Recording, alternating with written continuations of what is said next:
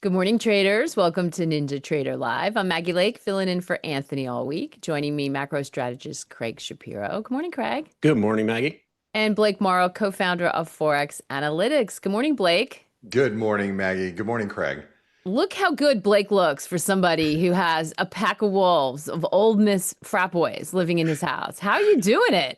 I don't know. I had to tiptoe around a bunch of different bodies today as I was, getting to my office. So we got college kids living all over our floors and couches and everything. It's wild. That's what happens when you live in the city that they are hosting the bowl game in. For those of you who are not in the US, it's big college playoff time, and Blake is in the epicenter of all of the action, and probably has his pregame lineup just off camera.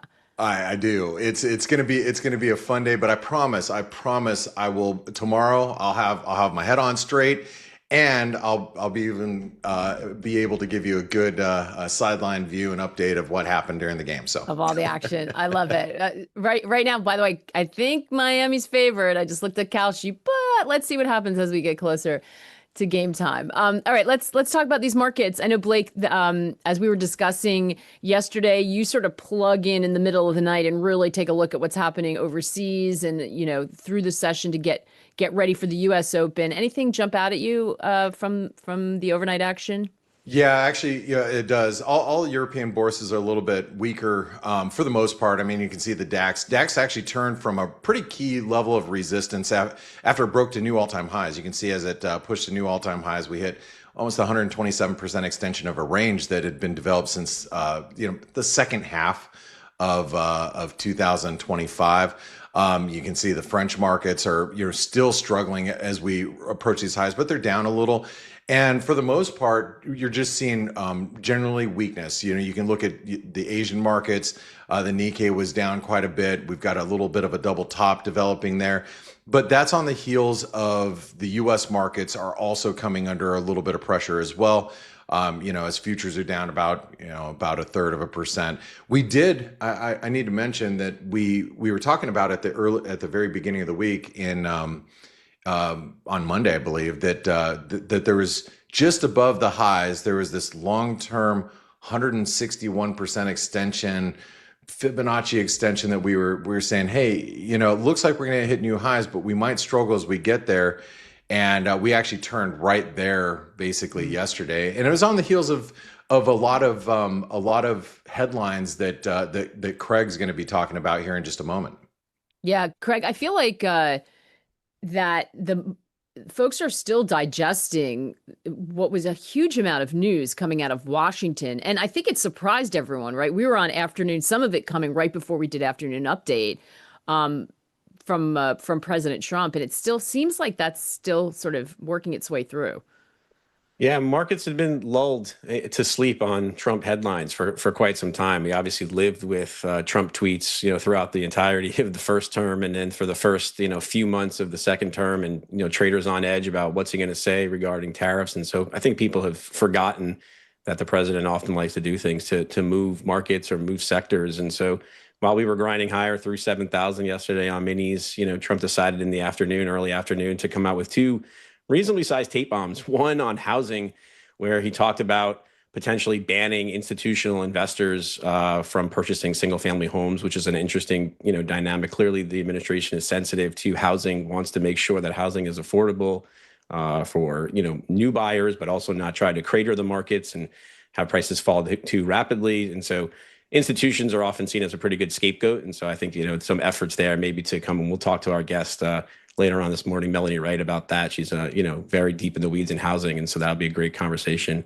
And then about an hour later, he decided to throw some haymakers at the defense industry, basically talking about these companies are not investing commensurate with what the administration wants. And so he talked about capping CEO compensation, preventing share buybacks and dividends.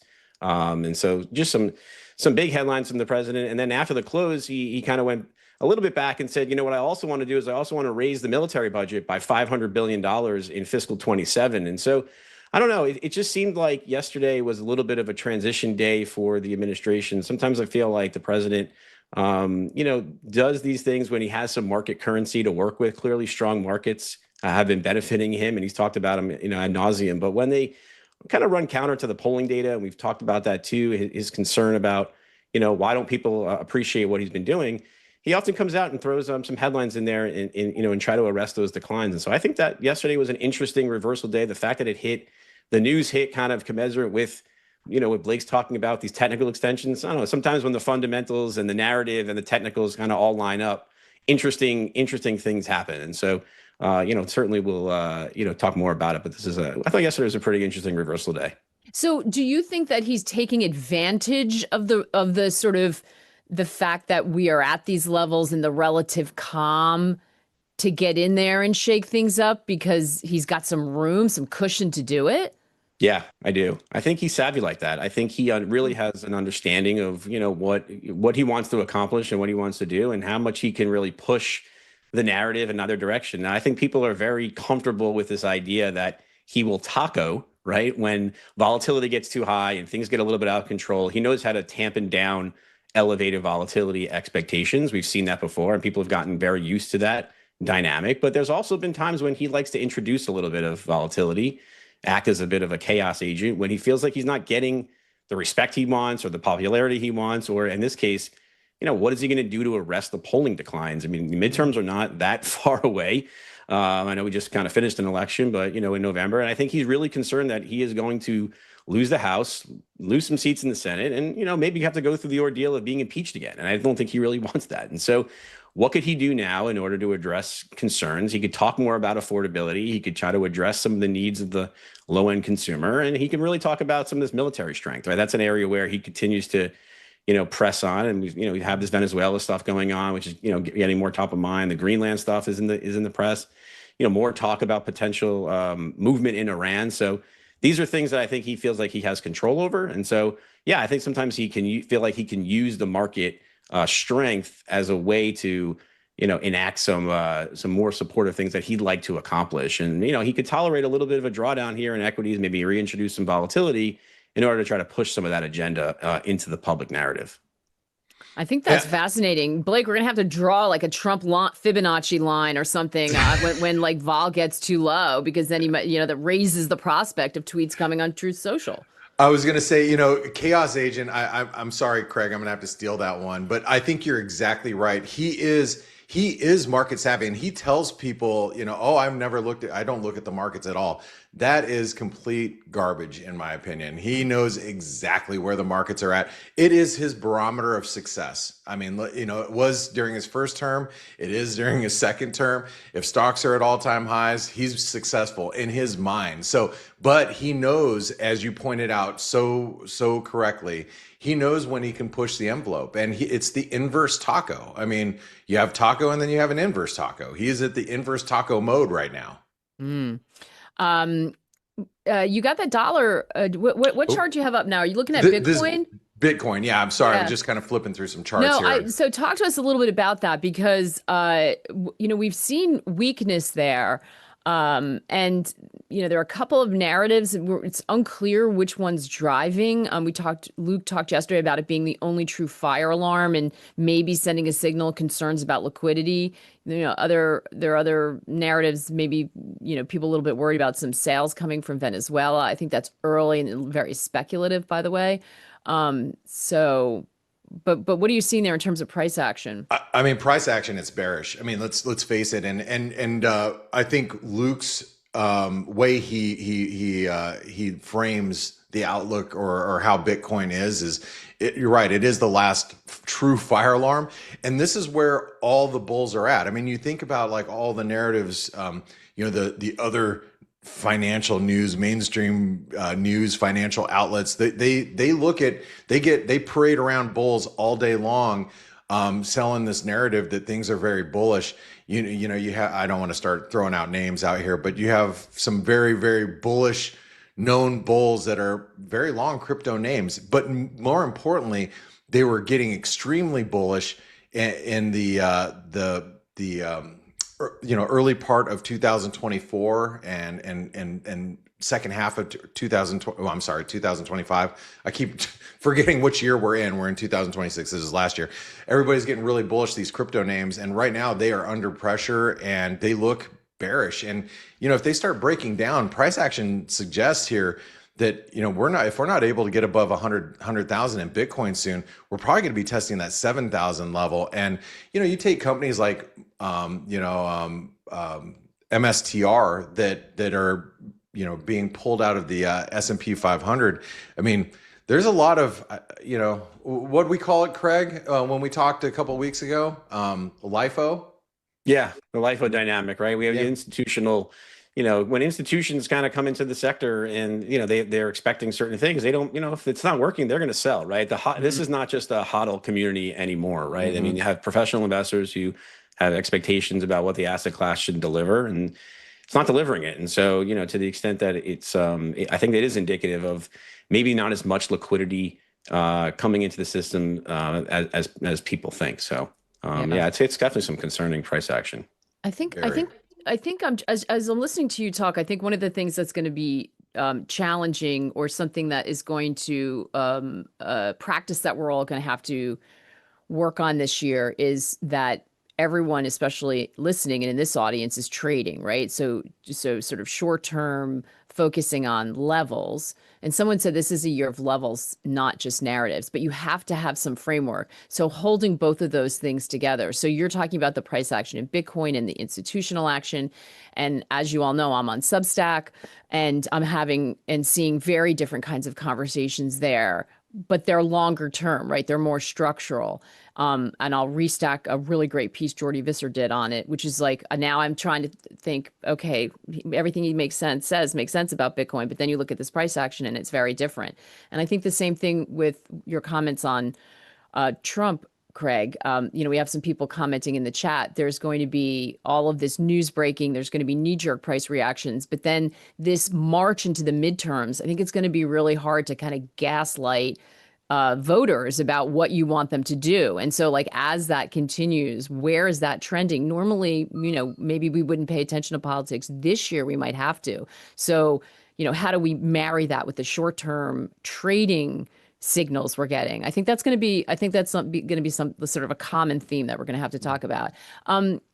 Not to switch gears, but Blake, anything happening with the yen? I know it's a completely different than we're talking about now, but since we're sort of, in the sort of currency, just curious what you're seeing there. There was a headline, again, keeping politics kind of on the burner. China reducing Japan's access to critical minerals. Those are tensions flaring up there. We're so occupied with Venezuela, but that's sort of interesting. And I know people watching the bond market and JGBs, the Japanese government bond market, as again a warning sign if there's issues with the global financial system. Anything notable happening with the yen today? Well, nothing's really happening with the yen, and I it's so funny. I want to say over the last month, well, actually, it's been since November, and I've been coming on these shows on the NinjaTrader live show over the last couple of months, and joining Tracy and Craig on Fridays with Jim. And everybody wants to talk about the yen, because what's been really wild, going to your point, Maggie, talking about the JGBs. Let me pull up excuse me. These are the JGBs, but these are the yields. So you can see that they've just been getting crushed. But it has not had much of a movement on, or much of an effect on the yen. But you can see this is a big move down. I mean, this is a big move down in Japanese government 10-year bonds, and yields have obviously ripped. We're seeing them pull back just a little bit. That means bonds are finding a little bit of a bid finally. But you go to the yen, and you'll notice that the yen has not moved a lot, at least not the dollar yen. But then if you look at some of the cross rates, it does tell you a bit of a different story. Because if you go to, I'm just pulling up some random feed here on euro yen, but you'll see that the yen is actually weakening against not just the euro, but against the Aussie, the sterling, the whatnot. So the yen, generally speaking, is very weak, but against the dollar, this is really shows you how weak both currencies are, and so it's keeping the dollar yen very well boxed in, because I could argue both things, both macro narratives, one direction or the other, to be a yen bull or a yen bear. And I think there's a lot of cross currents that are keeping the dollar yen exchange rate contained. But if you look at the yen in general, so I can just pull the 6J would be a great place to start here. You look at the yen in general, it has been pretty weak, and not only has it been pretty weak, but it's kind of breaking down and holding lower, and that probably has more to do with what's happening with the JGBs right now. So we're going to get this interest rate differential story. We're going to get a lot more information on that. We got that big jobs number Friday, Craig, but we keep getting little drips of labor market data coming out in the U.S. Yeah, yesterday we had the ADP number, which came in a little bit, lighter than expected, but was sequentially better than the prior month. Was positive for 30-something thousand jobs for ADP, and that's just private payrolls. And then we had the employment component of the ISM services sector, which kind of flipped back to expansion territory, which is constructive and suggests maybe better news for Friday. Then you had the Challenger Gray layoffs and hiring figures for the month of December, which came out this morning, which also came in a little bit better than expected. Not great. I think what you have is this, labor market that is gradually slowing, fraying, but is not rolling over materially, right? And so I think one of the things we're seeing, and we get claims at 8:30, and claims have been, pretty sticky and not really suggestive of something that is very concerning. But I think what is concerning is that I think part of the reason why claims have been so steady in this cycle and maybe not as indicative of what's really going on is you really have a big move into the gig economy, right? People get displaced. They become Uber drivers, Lyft drivers, DoorDash drivers, and they don't file for unemployment insurance because really you can't do both. And so I think you have this layer of people who are just dramatically under earning by becoming gig economy workers. And so I think that's reflective in this K-shaped economy dynamic where the low-end consumer is really struggling, but it's not showing up in claims. And so I wonder if claims being steady is kind of giving a false read about the real health of the labor market. I think there is a very dynamic under-earning component of the labor market, and you see that in the U6 rate. People really focus on the U3 rate down in the low fours, and the Fed focuses on that. But the U6 rate, which is kind of people who would work more if they could, is up at 8.7% of the population. And so that has moved much more materially. And I suspect we're going to keep seeing that dynamic in play here as we push through 2026. And again, this is something that I think the Fed has to think about and address. And the question I wonder is, is a 25 basis point rate cut really going to, change that dynamic? When we have these big structural trends in place on AI and labor displacement going on, those are going to be with us for a while. And so although it's likely that we need to see lower rates for a good swath of the economy, it doesn't mean we're going to get a material pickup in hiring. And I think that's going to be a dynamic that folks are going to talk more about as we push through the year. Yeah, that the connection between rates and hiring when we have AI looming, it all seems so backward looking, and I don't know how you model for that. I don't know that anyone does right now, and there's also a really wide debate on what that impact is going to be and how quickly it's going to hit.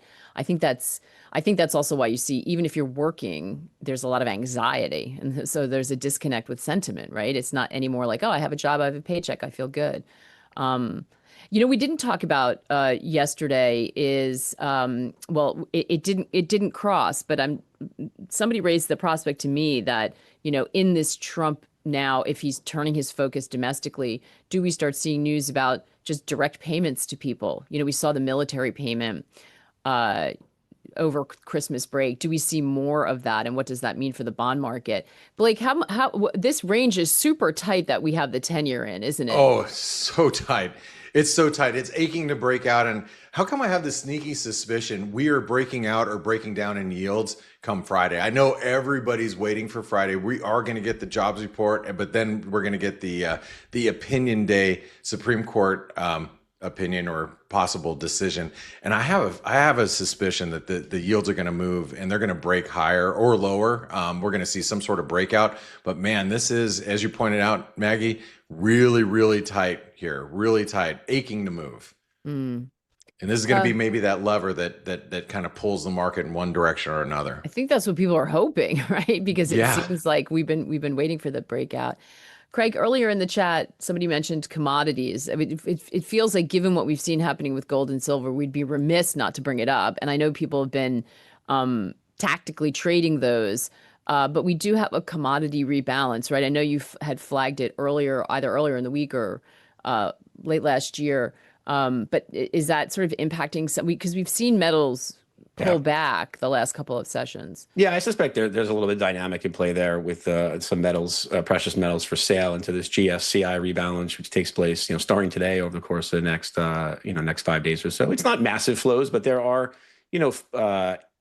passive flows in different funds that are tied into the GSCI commodity index, and so they have to move as the index composition has changed for 2026, and so. I think, you're seeing some selling pressure probably, most specifically in silver as the number of contracts relative to the overall amount of contracts traded is more elevated than in any other name. So I think it makes sense. You'll see some pressure here. It's typically something we get after big moves in commodities in either direction over the course of 1 year. So yeah, that's probably, part of it. But there's been a ton of two-way trading now in the precious space, for the last few weeks, mostly higher, but we're seeing some digestion here at the highs. And again, into tomorrow, potential for a big news day with NFP and this Supreme Court tariff ruling, not unexpected maybe to see some position squaring and some checkbacks and things that have really been working. You're also seeing oil catch a little bit of a bid, which is a positive beneficiary from the rebalance. So maybe that's some dynamic in play there too. Yeah. Blake, what kind of levels are you watching for stocks? We see, I mean, it makes sense to see a consolidation day, everyone, ahead of that payroll and the potential Supreme Court ruling. There's probably going to be a little bit of caution, but given that we bounced off that level just across the board in equities, what kind of levels are you watching? What kind of price action is going to be a trigger for you? That's a great question. I was talking to one of the guys in our community. He's a fund of funds, if you will, for like Goldman and Citadel and whatnot. And he's like, I haven't seen enough evidence to turn bearish, and I agree. Even though we might be hitting some resistance here, it's one of those things that as we're hitting resistance. Does that mean you get short? I mean, as a trader, you can, because you can really manage your risk. But if you're, what I always like to ask myself as a trader is, what is the person on the other side of the trade of me doing or thinking? So if I'm a bull right now, I'm not really worried about what I'm seeing. But what would concern me is if we start making lower lows. So, it's one thing, we just made a higher high, you can see in this. And I'll just use this as an example. You can see that in the S&P, relative strength is divergent. So that means as you're hitting new highs, if you don't have strength moving up as you're hitting highs, that means it's moving up on less strength, which means that there's more of a risk of a downside follow through at this point. But as a bull, you might see that and say, yeah, I get it. I'm not really too worried about it. But once you start breaching these lows, which in this case is around 68.20 or so in the SPOOs, you start breaching the lows that we saw from last week. That's when things get a little bit more concerning, or I guess it is last week. As soon as you break those lows, that's where bulls start to get worried. That's where trap doors are at. That's where sell stops are at. And so that's going to be the level, just a roundabout way of answering your question, Maggie. That's going to be the level that I'm most concerned with if I was a bull. And if I was a bear and I was looking to be, more of a predatory type of short seller in the market, I'd be looking on a breach of that level. That's when things get a little squirrely in the markets, let's say. Yeah.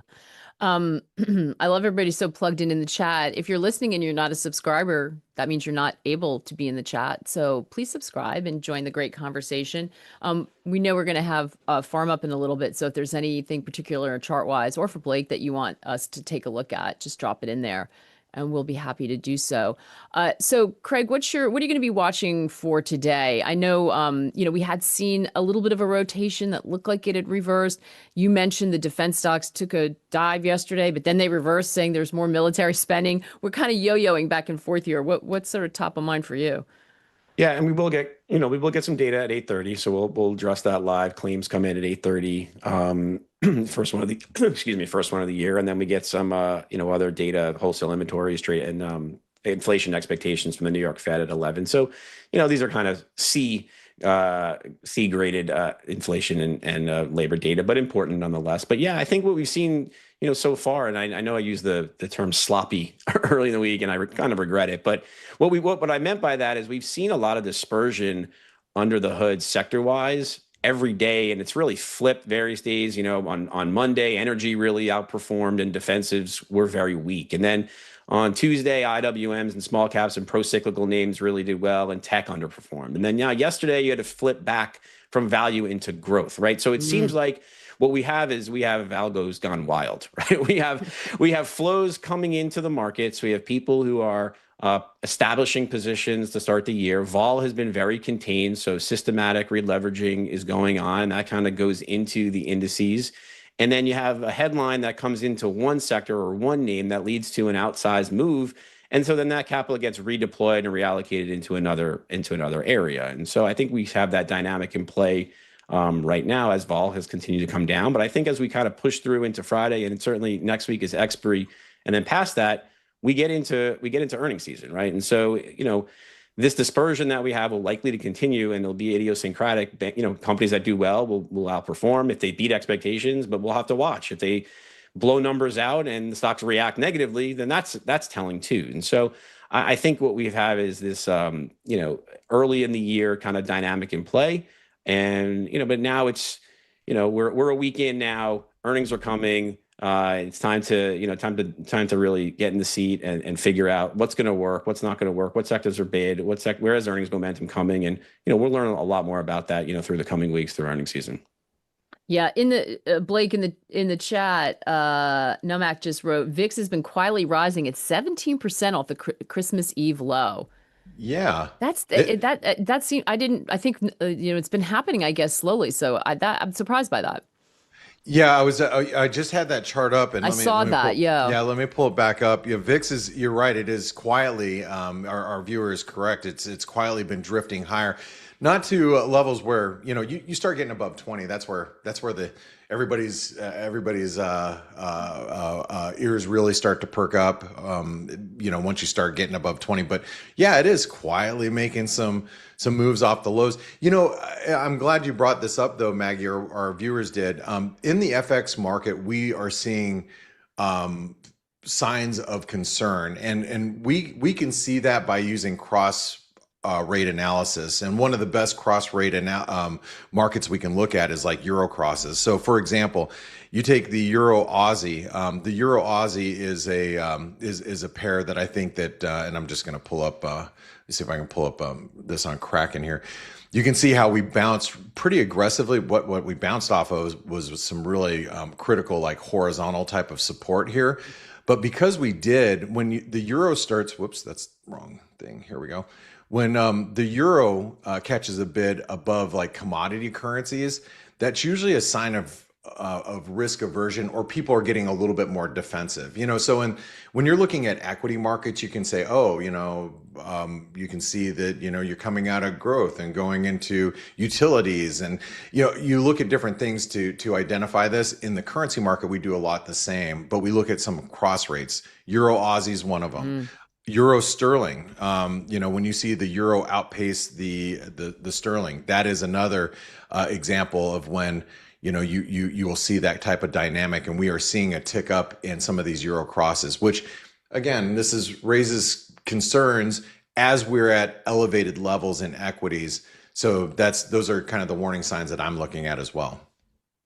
I love getting some of those cleaner reads, because they're just based on price, right? So you're not getting some of the other noise. I think it is also a truer signal. And, as Luke pointed out yesterday, really important to try to find them right now, because there's a lot of sort of knee-jerk action, especially when we're dodging headlines and news coming out of Washington. I think some of these market indicators are really important to watch right now. So fantastic flag. Any thoughts for you, Blake, about what's going to be important for you for the rest of the trading session here?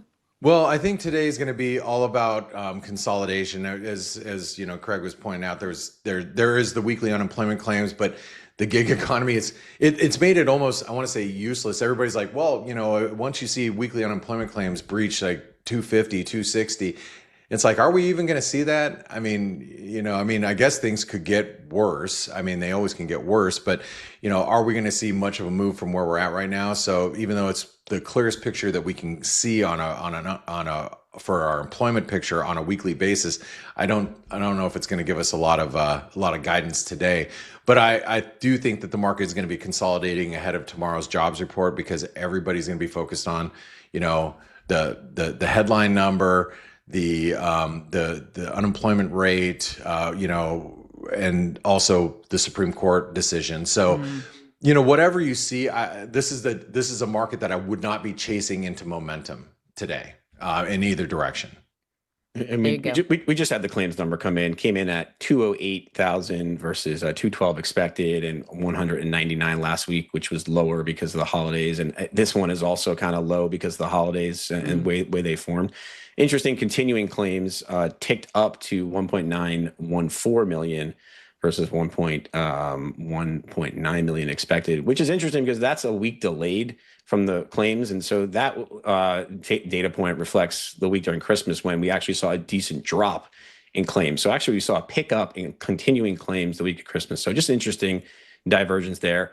People who are on claims are staying on claims, and more of them are coming to it. So we'll have to keep an eye on that. If I were to see continuing claims like push through 1.95 up to 2 million, I think you'd see more folks who are getting a little bit more concerned about the pace of labor momentum. And then there's another data point out this morning, which is from the third quarter, which is a little bit, stale at this point, but unit labor costs came in at negative 1.9% year over year, and were revised lower from the prior quarter to negative 2.9. So there's a massive pickup in productivity as measured in the second and in third quarter, from 4.1% in the second quarter to 4.9% in the third quarter. This is going to be the narrative and dynamic that AI folks start to talk about, and the Fed starts to talk more about, that we can have these disinflationary interest rate cuts, right? Because if we keep cutting, we can now, this is the Steve Myron argument, right? We can cut rates more aggressively now because productivity is booming and will continue to boom. And so even if we were to cut rates, we're not going to see inflationary pressures. And, news like this and data like this will add a little bit more credence to that view. Still early days on the productivity front, but that's the margin expansion story that's helped support equities. And if it were to get the Fed to really start to move and cut rates, that would obviously have big implications for bonds, for fixed income, and for multiples for equities as we move through the year. And by the way, Moran was running around today saying that interest rates should be 150 basis points lower just for this year. He was just saying that this morning too. Yeah. Of course he was. If he wasn't, then we should all be piling into commodities and be really worried. Blake, fantastic stuff. I know you got to get to work, get trading, get prepping for the big party bus. This guy's getting on a party bus, folks. I'm tuning in tomorrow just to see how you're managing, Blake. Oh, you should be watching the Fiesta Bowl tonight. We and will. Make sure you're back here tomorrow. Go Rebs, hotty toddy. I'll see you guys definitely tomorrow. Awesome stuff, Blake. We'll have so much fun. Enjoy. Okay, terrific. So it is time to bring in our guest, and it's perfect timing, Melody Wright. Melody's been covering the housing sector for a very long time and has fantastic insights about that. And Melody, I know you were welcome. Thank you. Thank you for having me. I know you were listening to some of the conversation we were having, and I could see you sort of nodding along. So we have to start with housing, given the announcement coming from President Trump yesterday. As we said, sort of caught everybody by surprise or unexpectedly. What's your reaction? What kind of impact, if any, do you think this will have on the housing industry? What are your thoughts on that? Yeah, so I'm actually writing about it right now. And I said, as much I expected this, I've been expecting it for some time, just because if you think about what happened after the last crisis and the institutionals were invited in to kind of buy those homes so that people could arrest the foreclosure tsunami that was happening. And so, if you think about the logical conclusion of that story, who's now going to be that buyer? Because property taxes and insurance have risen exponentially, and so this is no longer profitable for the big institutionals. I was personally in a room with one of the largest in September, and what they said is that they are rehabbing these properties as soon as those leases are up and trying to sell them. And they've been chasing price because it's not what the realtors think. They've been incapable of kind of what he talked about was just how they've had to revise because what they think is the price has not been what the price is, and it's been much lower. So I think what's actually happening is that the institutionals are under distress. And, we can't really tell with Wright, right, our Blackstone Real Estate Investment Trust, because they're not transparent on this. But you can see them. I've personally driven all over the country, been at one of their properties in San Antonio where you could see they were slashing prices because their property tax bill was just unbelievable. And of course, because they can't get as cheap leverage, this just doesn't cash flow anymore. And so, long answer, Maggie, I was expecting this, but it was still a little jarring when it, suddenly you wake up and everybody is pinging me what's happening. And so to me, this is, it's going to be net neutral, because really the institutionals are 1.6% of the market. Your mom and pops are the lion's share of your investor properties, but it plays well. And I think that that's what this is all about. I mean, it looks like they're taking a stand for Main Street, when in reality, what I think they're doing is setting up a bailout for the institutionals, where it could be that the government gets into the business of buying homes or actually partnering with some nonprofits. There's 2 bills in committee right now that has a lot of that flavor to it, about giving subsidies to investors, builders, and say, okay, let's say you are at 75% of the household median income, then you would qualify for a loan for that home. So I think we're going to see some of that. And I wouldn't be surprised if the government doesn't become owners of homes. And in some ways, the FDIC has already done that with the Flagstar assets. But net neutral. This is already, I think, while some think this is about, again, Main Street, I think this is because these institutionals really are in distress. Wow. And they can't say it out loud. And so this is a bailout for them. It's the setup for a bailout, where likely you could do something like, okay, we'll set a price floor, because right now there is no floor. And these places like Atlanta, San Antonio, Charlotte, I mean, you're just watching the markets really see home price deceleration. So that's my take. And so it's surprising, not surprising. They floated this before the election. And so they've been testing this for some time, but it's going to play well. But in reality, well, I mean, a bailout, an institutional bailout, that sounds like a gift to Main Street. Doesn't like in terms of politics, doesn't get much better than that, does it? It really doesn't. And so, it's very funny to watch how this, goes across social media and the reactions, and even from people that have been listening to me for years. They, and I've said some of this stuff, it's still shocking to them, and I'm like, no, this is what this is about. Schwartzman is was a mega donor to the administration. So, yeah. I'm curious. It seems like we have this dichotomy where, the administration is sensitive to trying to make homes more affordable to folks who don't have them and who would like to buy them, yet doesn't want to see prices fall too rapidly to impact, the wealth channel. How does this get rectified? And what are the supply demand dynamics indicate? I know in certain areas inventories are very bloated, but in other areas of the country they're not. And so is it the type of thing where, one size fits all policy is just impossible and they need to be focusing more regionally? Or, I mean, that's not really how the government, federal government works, but how do they address some of these, some of these big issues? I think they're going to address them by not addressing them, Craig. I think that what you're going to see is things like this that aren't going to have a huge impact on the housing market. However, it's going to perform care about it. And so I think my favorite was when he got questioned after his speech the following day when he was in the Oval Office, and he's like, well, you can't really have prices go down, but you really have to have the kids be able to afford homes. And he's playing both sides. But what we have to do is look at what they've actually done. And so what they did do in the spring was put guardrails on this incredible FHA loss mitigation program, which people were abusing. And by doing that, that is going to impact prices. And we're already seeing it. November delinquency rose massively because these folks can't get the same workouts they were getting before. And what I'm seeing in client books right now, we don't have the MBS data yet, but in client books, I'm seeing that we're at those elevated levels again in December, and we saw rolls to serious delinquency. What we have not been seeing are those rolls to serious delinquency because of those aggressive loss mitigation programs that have come in and kind of scooped that up. But now, because those benefits have run out and there's guardrails on them, we're going to start to see that delinquency tick up, and it's going to be meaningful by Q2 2026. And so, in essence, that is going to bring prices down.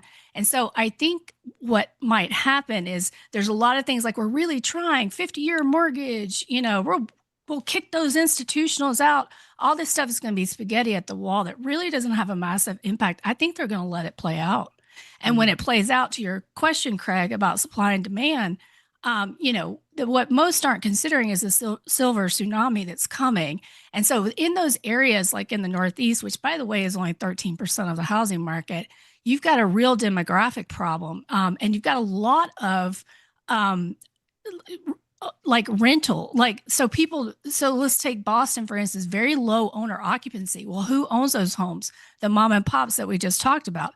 Most of those owners are boomers. Boomers own most of the homes. So as property taxes continue to increase in the Northeast, for instance, Boston just had a double-digit increase for the second year in a row, and you're starting to see the inventory climb there. You're going to see that all over the Northeast as boomers decide that, holding these properties just don't make sense anymore. And I've heard that confirmed by, wealth advisors that are saying their clients are moving from real estate into gold and into metals and things like that. Wow, that's interesting. So do you see, do we see this sort of, how does this play out in your mind? Do we see a gradual kind of transfer, and as they liquidate those properties, prices come down enough for them to be accessible to young people who've put off household formation because they can't afford a house? Or do we see the market crater because of this demographic shift, and young people don't have jobs, so they're still going to live in, they're still not going to, is it a smooth price adjustment, or do we have some problems here? Yeah, so, I think we're going to have some problems. If you think about how quickly prices rose, it was like 18 months compared to the previous cycle, which was over 4 to 5 years. We could really see that. It just has to get started, Maggie. And I think awareness is the big key. And, we've been seeing articles run in Bloomberg and Wall Street Journal about, boomers, maybe your homes aren't worth what you really think. And I don't mean to pick on the boomers. They just do own the majority of the homes.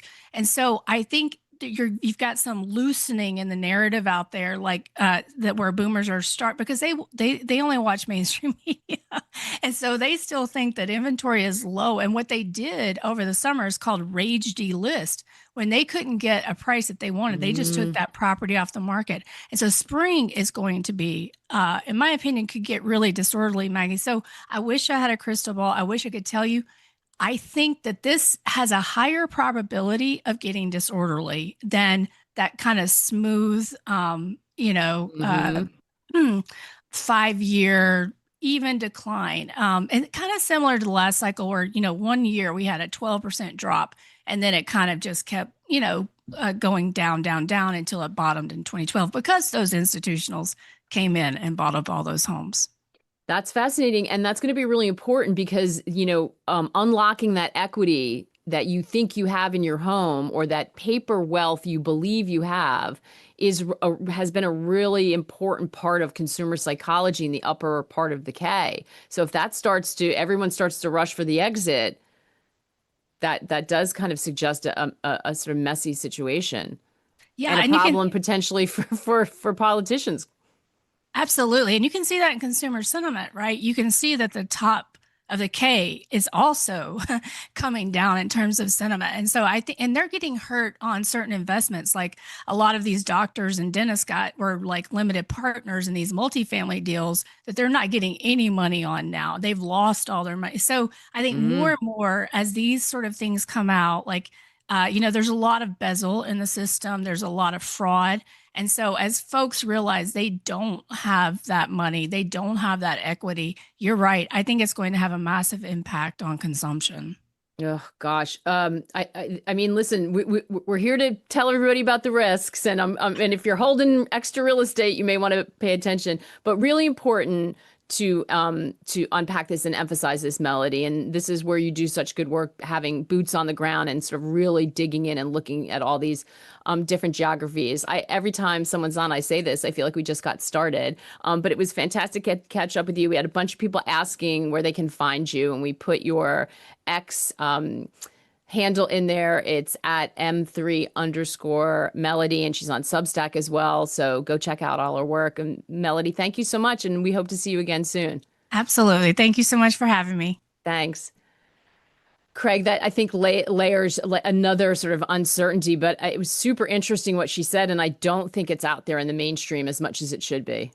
No, for sure. And I think even just on the inflation front and the consumer sentiment front, right? She mentioned property taxes and insurance, being such a big deal to consumers right now. If you think back to, back in 07, 08, I don't remember hearing that as much. I remember hearing about oil inflation a lot more, and commodity inflation was really stretching the consumer. This time around, oil is way down. The president touts that a lot as a disinflationary force, but you have these more structural inflationary dynamics in place every year. Property taxes going up, insurance rates going up, utility bills now are going up, with the AI stores, that's going to continue too. So the parts of consumer wallet share that are not moving lower are growing. And so less discretionary income for folks that are not seeing real wage gains. And there's concern in the labor market on the structural dynamics around AI.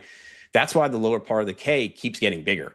Right. And so, yes, stock market gains are great for the upper part and the wealth effect in the channel. But if we start to see, any signs of crack there, and the lower part starts to drag down the upper part, that's the dynamic that I think is much more worrisome as we push through 26. And I think you asked earlier just about what can the government do about it? Will there be stimulus checks, whatever? Mm-hmm.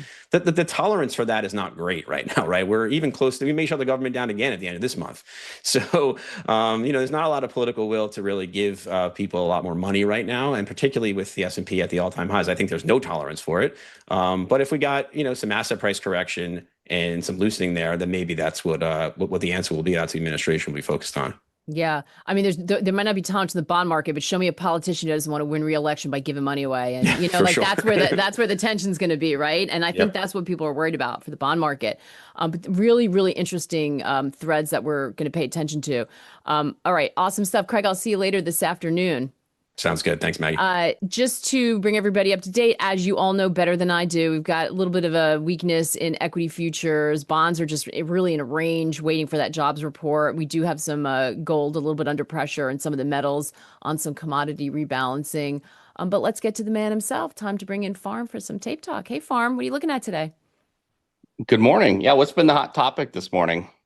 You guys been talking about? I mean, we were talking a lot about politics and sort of trying to weave through a lot of the headlines coming out of Washington. Yeah, I mean, I know Craig's been on this. Looks like, at least for a few hours, maybe Trump is going to choose Main Street over Wall Street. I mean, we'll see. It lasted like 7 days last time, and then he buckled. So we'll see how that goes. But yeah, it was interesting that he kind of bombed two sectors in one day. Of course, I mean, the whole defense thing was walked right back, after Signals Chat bought the calls, right?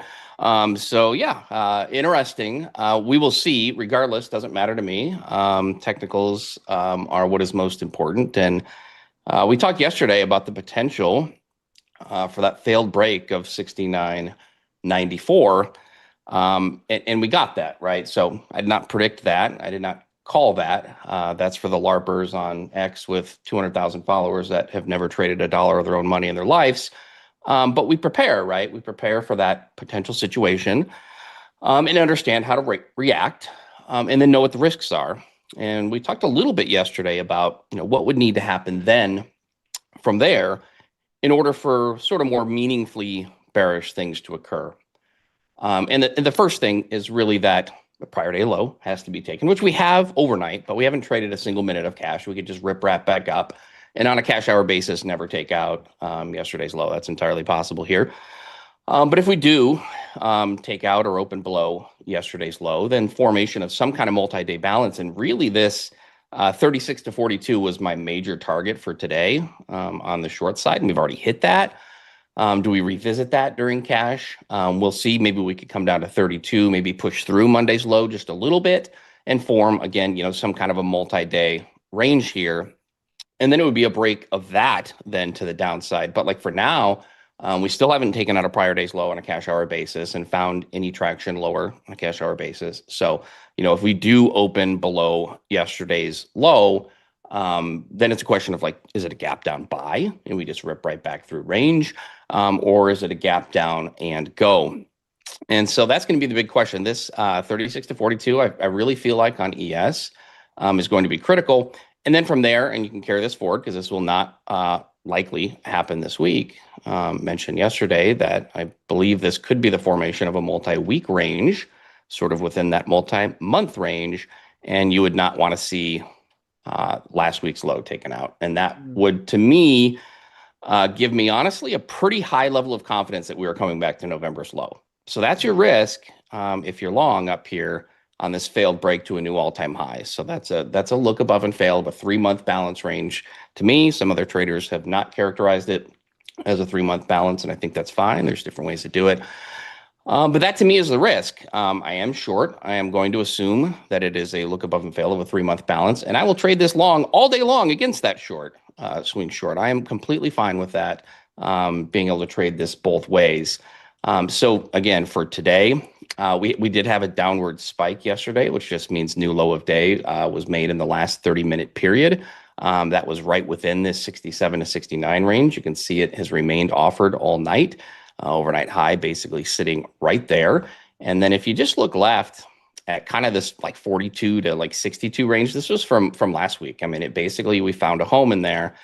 And that's kind of where we're sitting here, right? I mean, almost this entire session. And so it's the break of that range that is certainly meaningful. Downside break becomes problematic if there's continuation again. And then an upside break and reclaim, and more specifically, getting back over the overnight high starts to look pretty good. On shorter time frames, I would still be watching basically the same spot I mentioned yesterday, this 77 to 79 spot, 77 and a quarter, 79 and 3/4. And you can see yesterday for most of the day held that spot, right, until the late breakdown. And so reclaiming the meat of yesterday's volume is really, especially at this point after testing this low, would really put sellers under pressure. So I think if there is an attempted reclaim, take out the overnight high, like that already looks kind of bad for sellers. I'll definitely be a little bit, have the butt cheeks clenched a little bit there on the short side, but I'll probably be long for it on a day trade basis.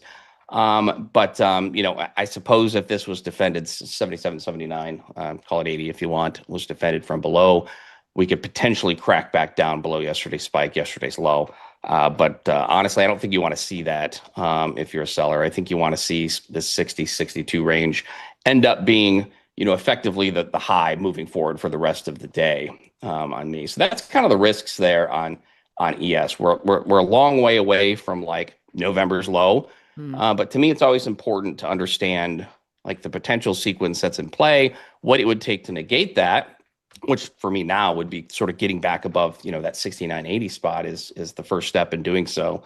Just keep that in back of mind as we move forward here. NQ is a similar picture, but not really, right? Because it never made a new all-time high. It failed yet again.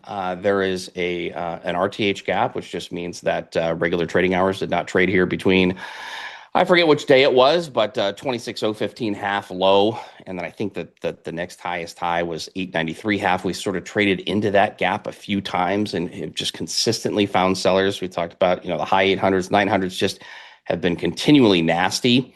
And then, we talked about this 669 spot on NQ. It's a meme index, so it just loves the number 69. If you just literally mark every 100 points with 69, you're going to look at it and be like, oh, wow, that's a key level. And so it held that overnight. That was key. If you look left to last week, sort of that effective range was, roughly 770s, 780s, maybe down to that, 669 spot. And this week, again, it had been resistance, trapped sellers. We talked about that yesterday. They got squeezed. The prior day, that was Monday. Now we've come back, it has held again. So that is going to also be very key, because to me, if that spot is lost, it does bring in risk of coming all the way back down here. Maybe not down to the 530s, but I mean, at least 560s, 570s potentially are on the table. Then all of a sudden, everybody is just a little bit less bullish. So we need to watch that. You know, we talked about the Dow profiles yesterday morning, the Dow and the Russell having that thin structure. The Dow put in, like, I don't know, possibly the most amazing high I've ever seen in my life. Like, it's a really good high. And then it backfilled that structure we talked about, where it offered the overnight low and then just rug pulled back through. Can't keep my day straight. I guess it would have been Tuesday's profile. So, the Dow backed and filled. The Russell, interestingly, kind of okay. It never really made that full breakdown. It did backfill some of its structure, but it wasn't completely and utterly destroyed. So on NQ shorter time frames, actually this kind of spot where it just tagged, you can see this low volume node overnight. That's also basically the bottom of this lower distribution here from yesterday. So this is also basic. I called it 824, but this kind of 803 and 3/4 was last week's high. So getting back above like 800s, call it 824, I think is going to be ultra key. You're going to have to see buyers willing to initiate through the overnight high and reclaim this range. I would watch still. I don't have it marked on my chart I'm a Ninja chart, but like 870, 880, kind of mentioned a minute ago. That could potentially be a tricky spot. And then there's definitely some supply in this old 893 to 912 spot. So for now, a little bit of demand left behind from this move higher here. And so it's maybe not a clean pass down to 733 to 745. But I do think if the 780s are offered, we're going to come right back down there. And then, of course, if you lose that spot, very thin structure from that overnight move off the low. It seems like every day we wake up and we see like one of these moves, it's this big aggressive sell that gets reversed. You're like, oh, well, that's it. Bears suck. That's the bottom. And that, we're used to that, right? So if that doesn't happen and sellers actually come in and even revisit the overnight low, I think you have to take them seriously at this point. But they have sucked for so long. It has been really hard to hold any kind of short for the long term. And again, we still have yet not taken out a prior day's low on a cash basis. We were above yesterday's low already on NQ. So if sellers can't crack back below, it was 771. If sellers can't crack below yesterday's low on a cash hours basis, then there's really just not a whole lot to talk about. You would need some incredible amount of weakness from the Dow to drag ES lower. But again, just be aware of that risk that this could be developing as a multi-month failed breakout. How many times have we come up to these highs in the 6900s, mid to high 6900s, and made a nominal new high and then shit the bed? Longs are just not getting paid meaningfully. And so at some point they're going to have to make a decision. It's like, okay, well, this isn't going to break. I'm just going to go ahead and close this out. So we happened to get the news yesterday, but really, it had already failed, if I remember correctly, above 94. I love it when this profile does this for a few seconds. If I remember correctly, it already failed above 94 and it come back below. And then the news really hit kind of afterwards. So we'll see, and maybe Trump walks some more of this back, and maybe it doesn't matter. But we just continue to see these exhaustive-looking highs, and that's just not what you want to see if you're long from anywhere near here on a meaningful long-duration swing basis. So definitely aware of the risks. My lean coming into this year has been, a little bit bearish, but I've said that if we break and sustain 69.94 to the upside, then I'm not going to be short. And, we made that failed break. So I'm playing my spot now. And like I said, I will absolutely day trade this long against that swing short. I'm completely fine with that. And makes it hurt a little bit less if you stop out. And then if you stop out on your long runners, you're like, yeah, all right, my swing's working. So I call that hedging the edge, and I have no problem playing both ways. So that's where I'm at for today. It's going to be a very, very important day. I'm going to have to see sellers take out that prior day low, find some continuation. If they can get through this 36 spot, 35 if you want to call it, that would be interesting and kind of surprising, honestly. Yeah, does it feel like we're going to get anyone taking any big swings ahead of that payroll data tomorrow, Farm? Yeah, I mean, normally you don't think so, right? You think, and it would make sense to me to kind of find a home in this range, this kind of 69.40 to 69.60 on an ES. That makes a lot of sense to me to be relatively sticky there. And we're also running out of time on this weekly profile, right? So if we're going to make a fresh distribution lower, we would have to crack 36, like right at the open, and find some home back down here in the 6,900. So it seems to me we've put in a lot of volume around the 69.52, and a lot of times the market likes to sort of sit and wait and pause at a high volume area before key market generated information. And NFP is the absolute biggest to me right now. CPI a couple of years ago, now to me it's NFP.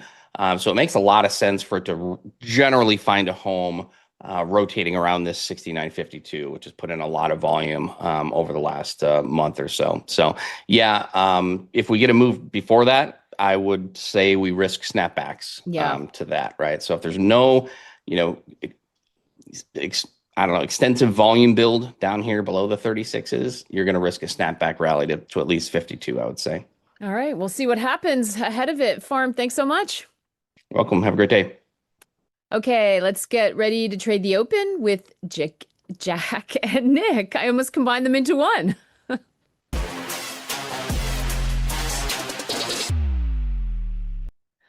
Dang, I almost gave you guys one of those Benefer handles. I don't know, maybe it'll stick. I'm not sure. But Jack, what do you have your eye on today? I'm looking at oil right now. It's about the only position I have on as we go into the open. And we've just come right into that prior day high near the $57 level. It's been weak. It was interesting to see with that news over the weekend. We had that pop higher. We had broken out of the top side of what is a daily channel, and then we've just failed right back in. And I'm just wondering if we're going to be able to take out that end of year low we saw at the $55 range. So I just got short oil around $57. And I'm looking for us to, it's a day trade for me. So for us to go ahead and take out the lows of the week might be wishful thinking. But if we can just get back to, 56.40 to 56.20 here today, that's probably where I'll take it off. That's my first trade. And then the indexes, I'd like to see them trade a little bit lower here. We had a pretty wild overnight session, and I'm going to be looking at NASDAQ around longs around 25,726. Those are going to be my first trades at the open. And then anything else I'll probably be waiting till after 9:45 to make a decision on. Nick, what about you? Yeah, I'm really looking at the indices this morning. We are kind of at a decision point, at least one I've been using in the last week, 2 weeks, 3 weeks even, as a spot, at least on NQ, that the market just kind of seems to be pausing and having some level of indecision before either trying to make the run back up towards 26K or reoffering and pushing us back down to kind of the 25,600. So basically it's just like a larger multi-week balance that we've kind of been sitting in. Obviously we had that little bit of weakness in the middle of December, but for the most part, we've pretty much been in this like 26K to 25,000, like 5 to 600 for the last several weeks, almost, I guess almost 2 months now. Going back to pretty much a Thanksgiving holiday. So I've been using this 800s area as a kind of, long above, short below little spot for me. And I'm going to continue that into today. As we come off the open, I'm very curious to see, is this do we just kind of reoffer from this like 800s to 820s, or are buyers going to step in and make another run to go test the highs of this range? Yeah, it sounds like you and Farm are sort of thinking along the same lines. Well, listen, I'll leave you guys to it. Have a great day. Thank you. You too. Thank you. Hi, Oh, Nick. Jack. You Welcome got the back. responsibility of the open. I know. My alarm didn't go off this morning. I was like, oh my gosh, but I woke up anyway. You never set those alarms where you got the audio, or like your audio's off and it's going off and you don't get it and you don't have it actually ringing. That happened to me this morning, so I'm a little up later than I expected. But yeah, I'm short oil here. If we can trade lower in NASDAQ and YM off the open, I'm ready to buy. But if we move higher first, I'll probably end up shorting at some point, but I'll let that pop happen. Yeah, I even was looking at the metals a little bit this morning, as far as mostly silver, and was kind of screwing around trying to play around with that for a hot second. But we've seen some weakness in gold and especially silver this morning, just been, or even in last night, excuse me, just kind of selling off from whatever, like the 78s and change. So maybe we'll dabble in some Wow. precious metals today. It's very possible. I'm happy for you. But yeah, it looks like it's been insane. My alarm did in fact go off this morning at 5 a.m. as is tradition lately. Yeah, I just feel better when I can, like, especially when I'm doing Trade the Open and I guess getting in front of people to start my day. If I can get the workout in, I just feel so much better about the rest of my day once you and I, like, in theory, get off the show. Oh, that's huge. I wish I could say the same. I was actually upset that my alarm didn't go off. I didn't feel like I got a chance to mentally prepare myself for this, but we'll do it anyway. We'll do it live.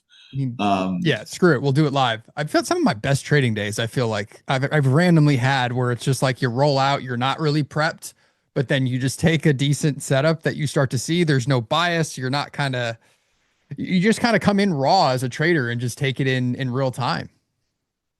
That's all you can do.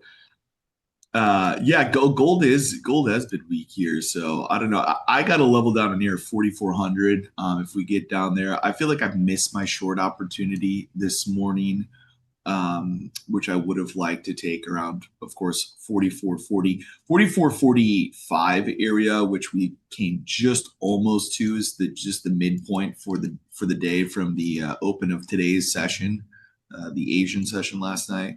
It's 44.45.1 right now. That's the high of this morning bounce in GC. That would have been ideally my positioning in gold, but I do think we're going lower at this point in time, especially if we crack below this 44.25. Did you have a bias, or you said you were thinking it was moving lower as well?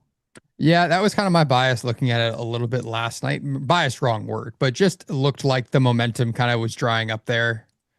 At least in silver, kind of again up towards those 78s. It just we started getting a little weakness last night, and I was casually looking at it as I was just kind of laying in bed, hanging out, relaxing. I wasn't throwing on a trade, but it just was like in the back of my mind, kind of looking at it from the longer time frame that we went up. We kind of tested that, I guess, that all-time high going back to the end of the year, kind of around Christmas. And we kind of failed there again. So it was kind of a little bit short biased.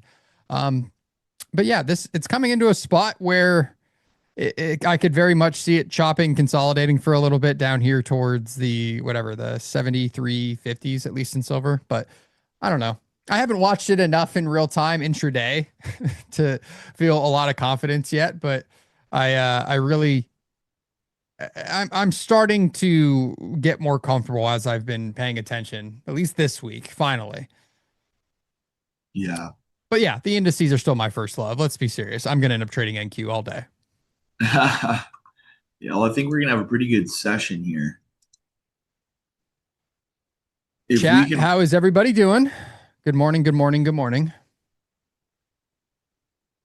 If we can hold 25,720, 730 area off the open, I'm thinking we'll zip back up. Otherwise, I'd like to see a test of 630 to the downside. Upside, I'm going to be watching 25,860 area. We're near neither of those right now, so I don't got a whole lot to do until that happens. Let's see here. Of course, I updated. I also woke up to an update of my computer this morning, so everything is somehow in the scurry of trying to skip through all of the prompts. I've reverted myself to a Microsoft Edge default browser. Oh no! So it's asking me to log in everything. Brother, yeah, exactly. There's one purpose, and shout out to our friends at Microsoft, I guess, and anybody else, all the other Mag 7 companies that I used to, in some capacity, be a part of. But Microsoft Edge has one purpose, in my opinion. It's to download and literally anything else. That's funny. Yeah, I just went to open the chat. It's like, please log into your YouTube. I'm like, what? in the Microsoft Edge am I working with right now?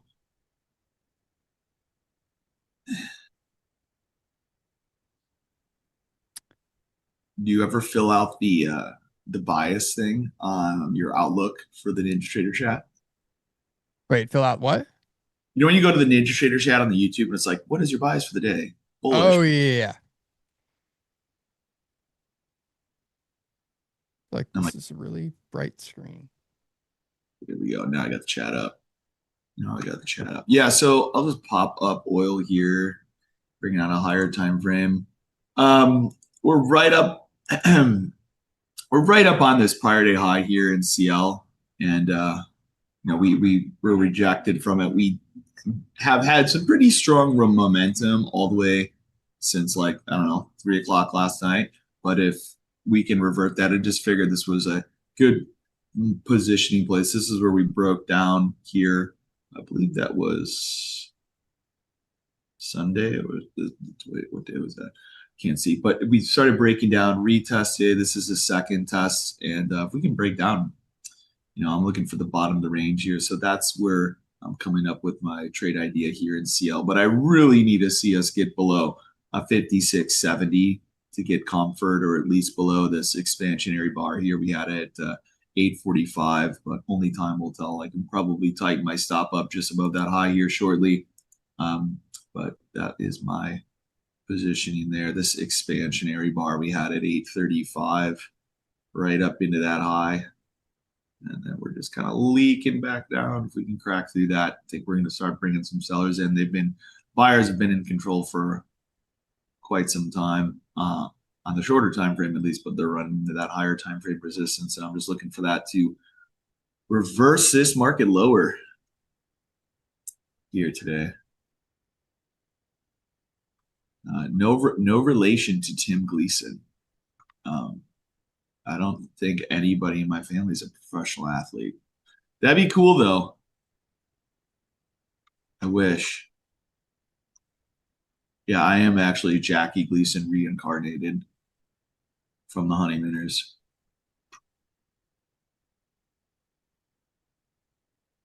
I have a side gig at acting in comedy.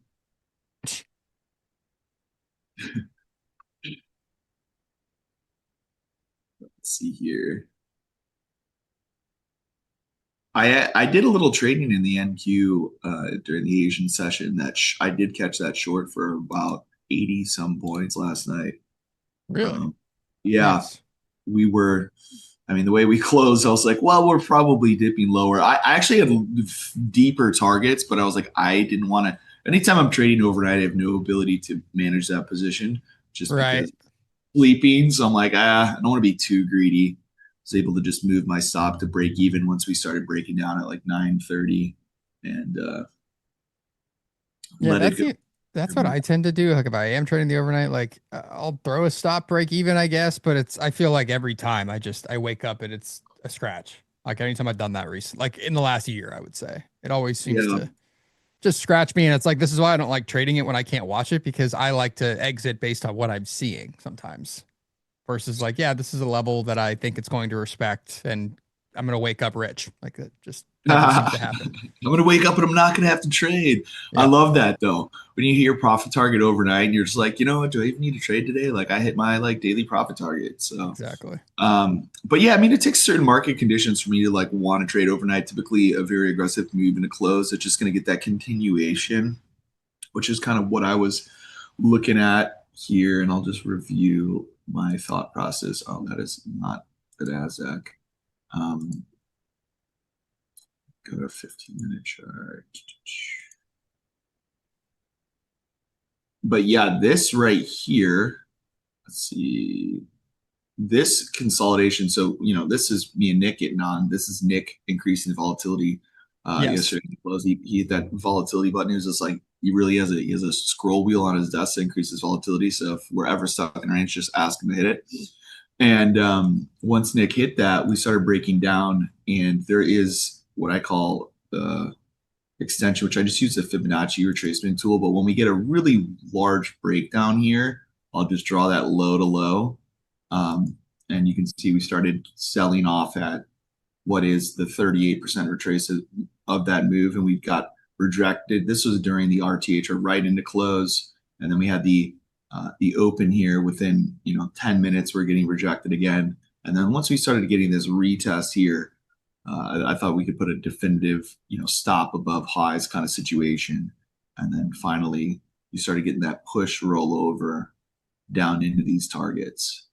And then one of the things I will look for off the open whenever we do open is that same sequence. And I'm not going to know what it is until we open, because basically I'll take that low, this low, and I'll draw it to whatever the low of the current RTH session is, which we don't have yet because it's market's not open. And I'll look at that as potential resistance. So we'll do that when the time comes.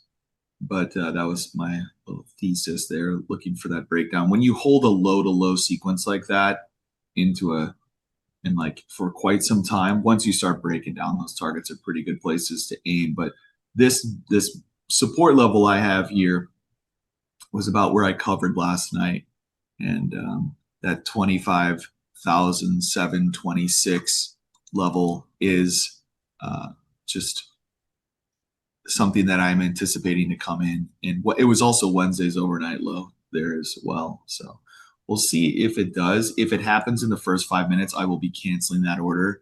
Ideally, I want to see that happen going into the 9:45 bar. I don't typically like when I'm getting in a limit order in the first 5 minutes. I want to see it be like after 9:40.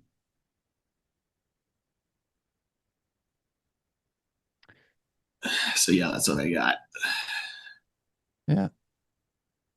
I really don't have a whole lot. We are still just stuck. Yes, we I feel are. like it's been several weeks and we have done nothing.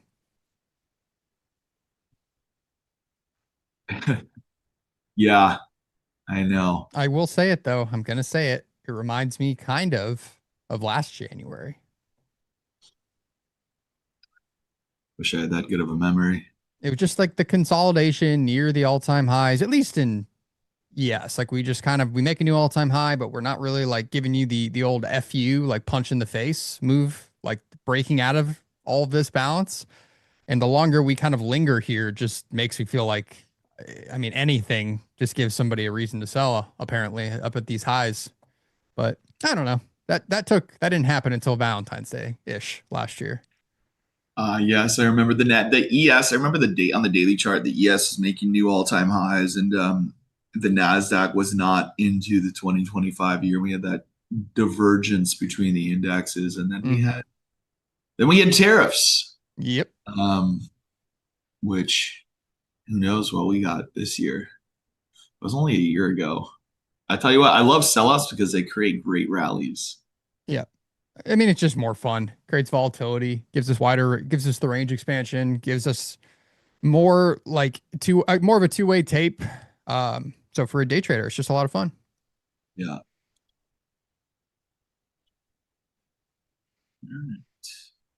I'm ready for the 2026 Arena Challenge. Yeah. I'm already ready for that too. Bring it on. I'm sure we're going to do plenty of arena challenges, contests, fun things throughout 2026 here on NT Live. So be prepared and make sure you hit like and subscribe as well before we kick off into the open here. I'm going to keep saying this every day that I'm on stream. We're going for 200,000 subscribers. Yeah, we better be at 172 by the next time I'm on, which I don't have anything on my schedule, but I've noticed it's up about 1,000 almost every week or every other week lately, which is really cool. Yeah, the NinjaTrader Arena Live day for trading, that was they got really lucky with that tape in a sense that the final was a great trading day, in my opinion. It was an up move, it was a down move, an up move. It was. And it gave me several chances to blow my lead that I had, because I was at about 1,000, 1,500 at one point winning, and then I was down like $2,000, and then I came all the way back, and it was Salma and I coming into, I'm not kidding, like past the MOC algos into the last 60 seconds, we were both like neck and neck, and one of us was kind of like net long the indices, one was net short. So it was just, how is the last 60 seconds going to go? And we made a handshake deal that we weren't going to trade the kind of into the true close for futures like for the next hour. So we just were like, hey, we're both done. But she beat me by like a couple $100 with There the was last even second move. oh wow, there was even moves into the close. I remember watching like the Mhm. leaderboard P&L and those guys like battling out for top spot. I was in fourth place in the morning. Nice. Yeah, and then to be honest, I had a really late Saturday night. I actually fell asleep halfway through the second part of the day, and then I finished I think in like 300th or something, but which I was still pretty happy about.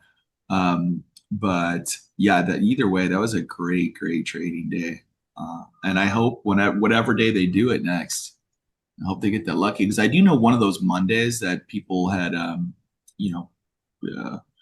I guess qualified was a pretty lame day.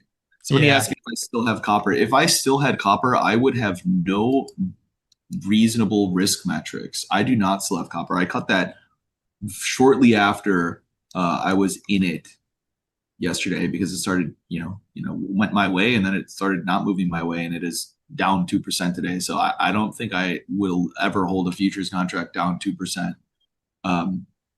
Unless I'm already aggressively up and I'm in a swing that I'm planning on holding for a very long time. So my stops are much tighter than 2% of an entire value. Never would I. That'd be bad.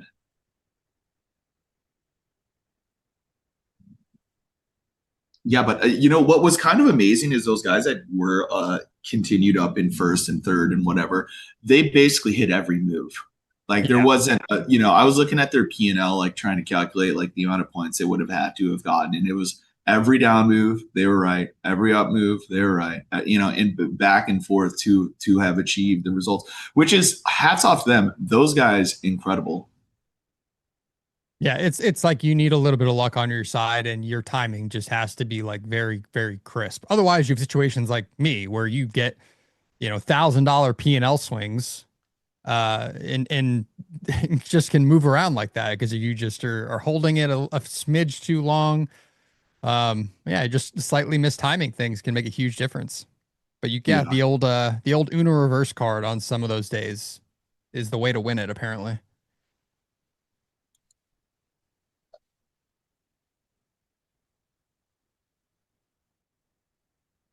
I want to say the winners, Mark, or Marcus, that were, I want to say like $6,000, $7,000 on the final. I think it was like 5,600. Yeah, I feel like it was around there. I'm gonna call it $6,000 on a $10,000 account trading micro. So it's like, I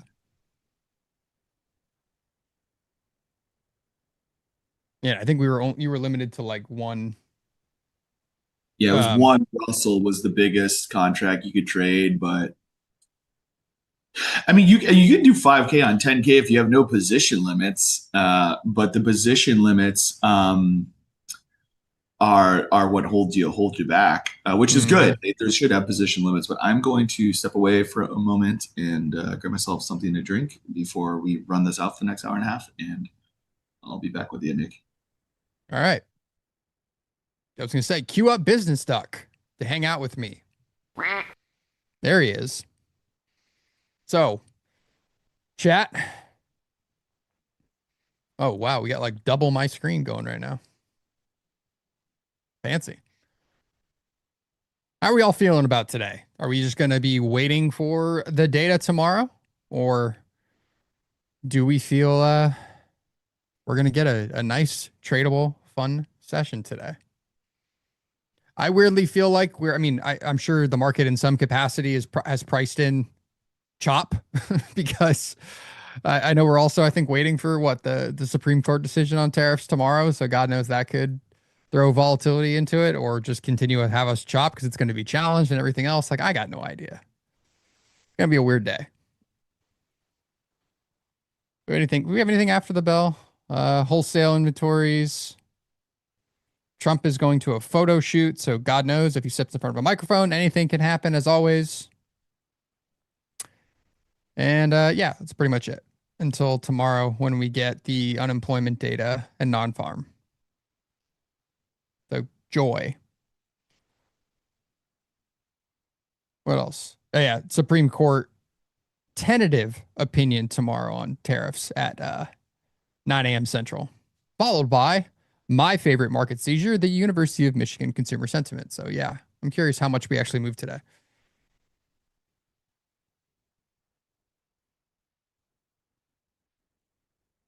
Silver, interesting enough. I said I was talking about that like 73.50s level. I don't have my silver chart here. I've been eyeballing it like in trading view. Just because it's easier for me to build a just quickly throw it on with my 4-hour chart that already has all my fun lines that I've built.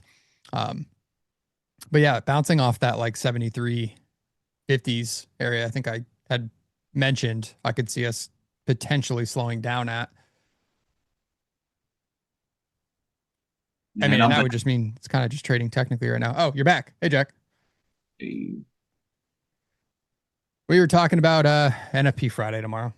Yeah, no, I mean, I think there's going to be movement here today. I don't think, just based on the close of yesterday, really a two-sided tape, which I prefer a two-sided tape all day over a one-sided tape because, those trend moves are great if you get in them early.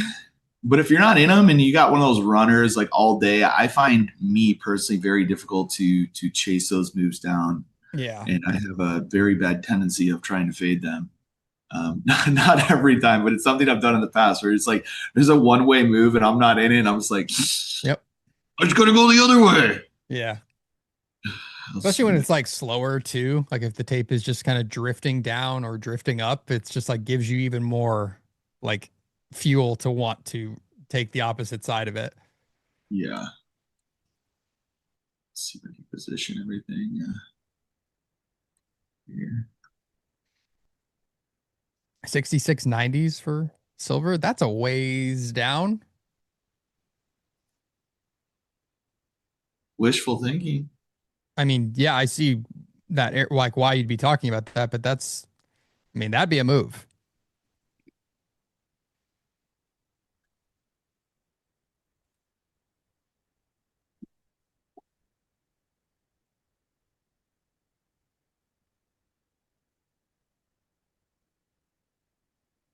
Yeah, fiber optic, you are yelling.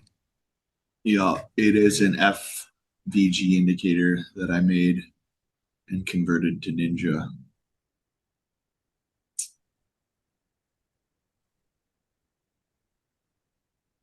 I don't use FVGs for, I know what they are. I don't use them for entries. I do think they're valuable. It's just as a price reversal level, like inverse. I like to see them created on levels in confluence. Like if I get long and then we have an IFVG, which is, for those of you guys who don't know, an inverse fair value gap, or basically just a gap. There's many different terms that have been used, but that one's most widely accepted. Which is just a bar that does not have any bars previous or following that overlap.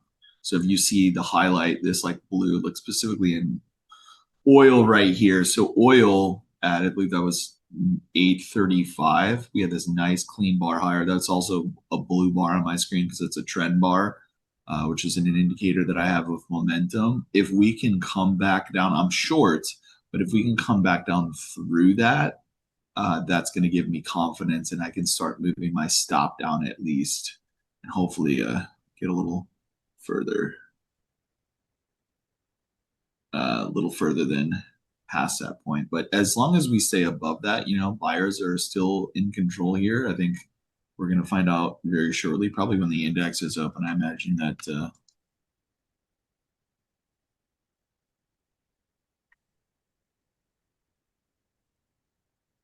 I'm going to go to a 1 minute.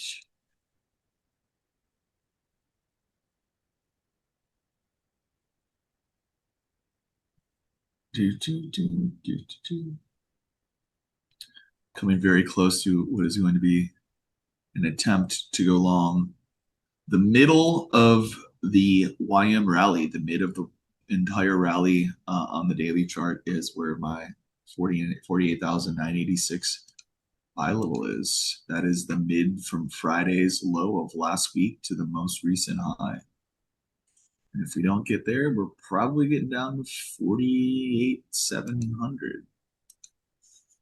Find out who's home, if anybody's home. And I'm hoping just for that immediate bid.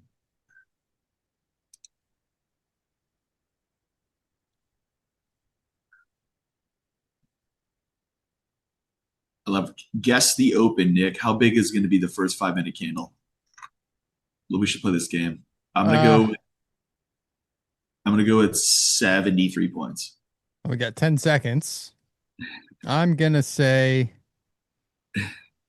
65 points. Oh wow, going really next week. All right, everybody else guess in the chat. How big is the 5-minute candle open? I think it's gonna be choppy regardless, but we are open. Good luck. Happy trading. Be safe out there, folks. We are open, hoping. You guys got another minute. Give the number. How big is the first 5-minute bar in the Nasdaq going to be? Right now, it's looking 50. All right, 58. Closest gets a business stock emailed to their email. Oh man, nothing. So close in the YM, but yet so far. So far, 40 points. Wow. Okay, hit me, NQ, hit me. Man, all right, no fill there. I figured we'd get that aggressive bid out of 930. Looking at a 96-point move in. We're at 57. We're at 57 in NQs. Nick's winning. So let's see if we can get to those 26s. All right, no more guesses. No more guesses. You guys, actually, after the first minute, no more guesses. We're at 65 now. 67. Yeah, that's 65. Oh, come on. And now it's going to bid. Wow. Man, I was really hoping I'd get along that YM, but 122 did not quite get to where I wanted us to.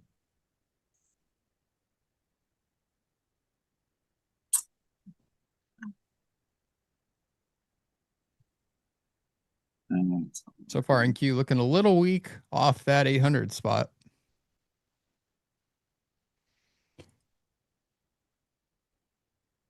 My goodness. I'm going to move my stop down here above the highs and see how I don't no reason to stay any further. Looks like it's getting pretty strong off the open and I don't need to be hanging around.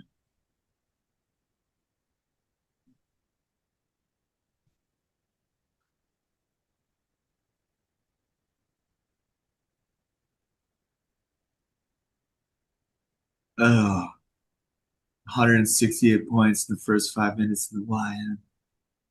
All right. Well, that's an interesting candle to me, regardless in the YM. I see that thing rotating up to like 49. It's gonna be a mistrade. It's gonna be a mistrade. Once we come back down. Still looking for NQ to get a little lower here.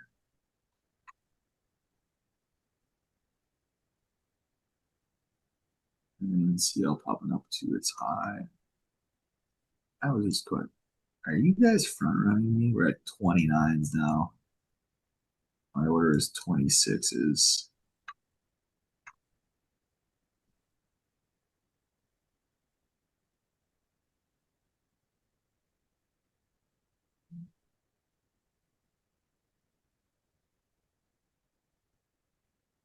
All right, well, I'm canceling my YM. So I'll remember that later level for later, 48,986.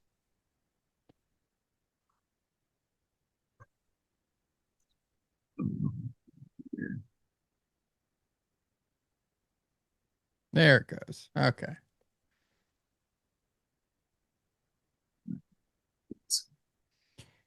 Give it an opportunity to do something now.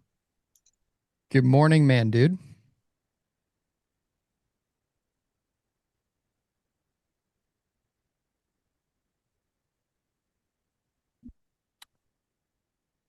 Yeah, Cooper, what is RTY doing?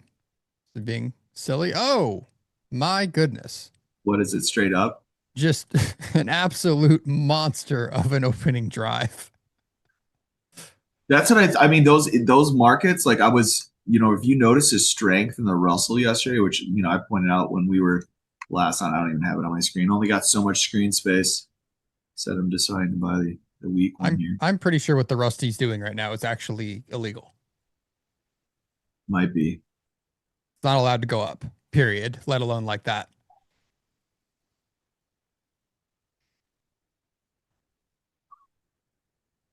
Well, the NASDAQ seems to be having no fun here. Better catch a bid soon or I will be. Oh, did not get the fill I wanted, but we'll take it.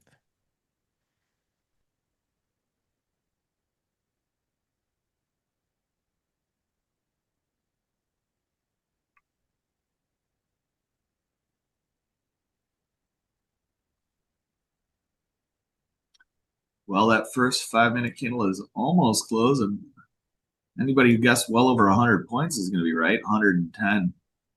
110. Mm-hmm. 110 the first 5 minutes. All right, now I can just send it for me. Let's go. And you're long. Yeah, I'm long.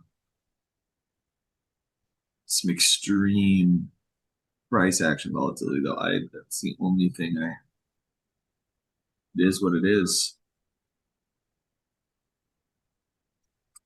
Dow came back in quite a bit here. Yeah, look at that.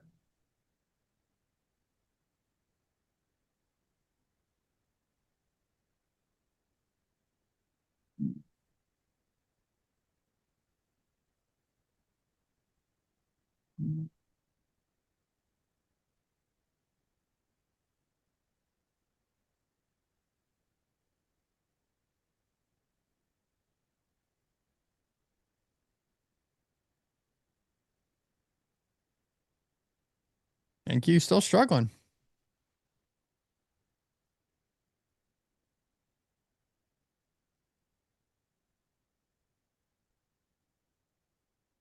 I believe she's going higher still. Yeah. Fly it here. I'm watching that too. I could see it sweep, but yeah, no, that's the thing. I could see it sweep lower before flipping, of course. But yeah, if it swept, I mean we're going back to that 660 spot that I won't shut up about for like the last week. Same thing. I would probably potentially look to re-enter down there if we did. But yeah, RTY is just silly. Yeah, if we sweep, I'll be taken out and I'll just re-enter and probably right around that 660 as well. There we go. There we go. Freaking YM again. There's some buyers. Ah! Yeah, there we go. All right, I can see us rotating right back up to 25,790s here.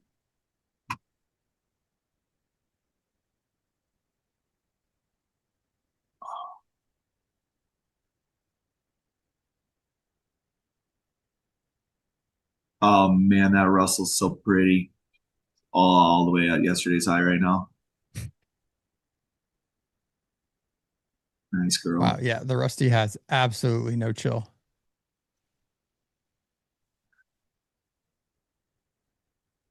Look at that. Thank you. Come on, get out of bed. Sweep us. She's gonna sweep us. She sees we're all. I can just feel it. I know it. It's gonna be 9:45 bottom, and I'm just gonna re-enter. I hate you so much. I hate you. Yeah. All right, I'm gonna let it see if it sweeps the overnight low. We'll watch it there. Well, that was a bummer. That was like 30 points.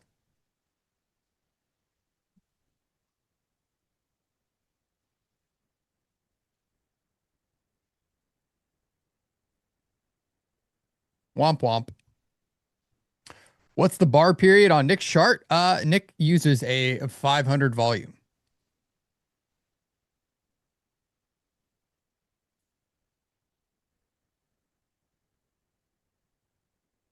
What just happened to my chart? There we go.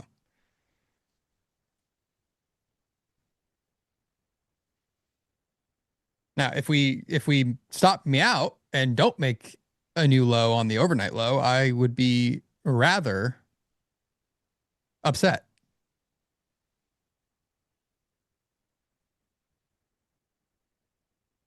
Which is very possible if anyone didn't try to long my stop.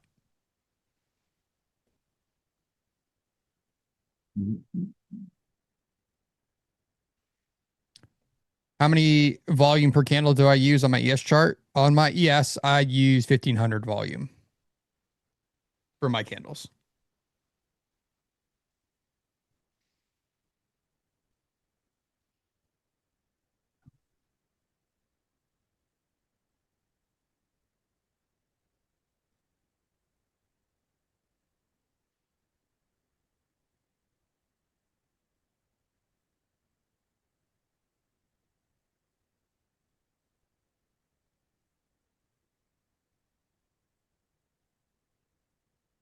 Hmm.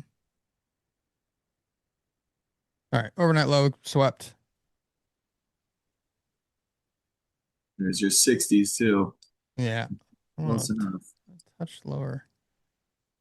We'll see if buyers are there. If we're just gonna, I mean, ES is holding up a little better. NQ just looks like ugly.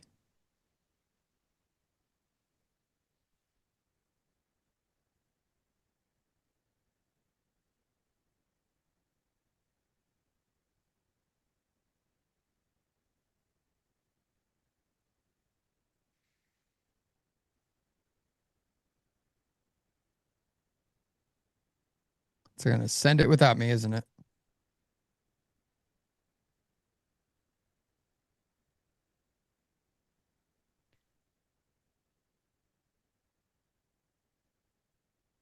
Yes, it is. Yeah, ES holding up much better right now.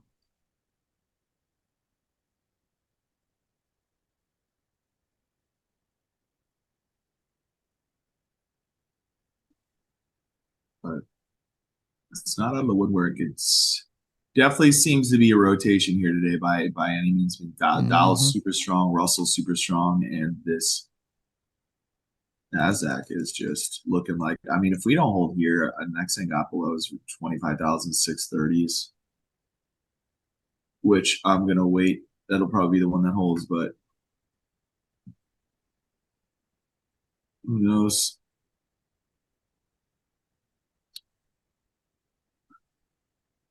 I want to see us get a move that we can at least, I mean, this selling has just been hammering down here.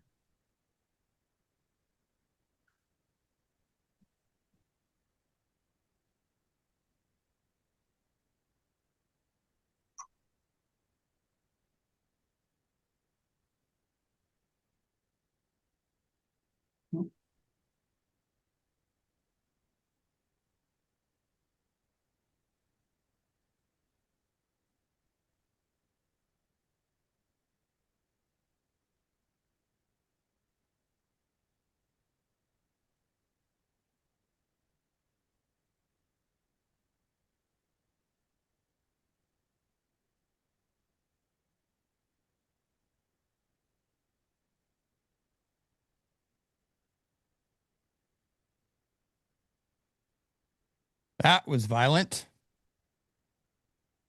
It was quite exhaustive, potentially. I don't know. I mean, at this point, that I'm looking at shorter pop. That's just so heavy. But yeah, there's that 630. I'll try one.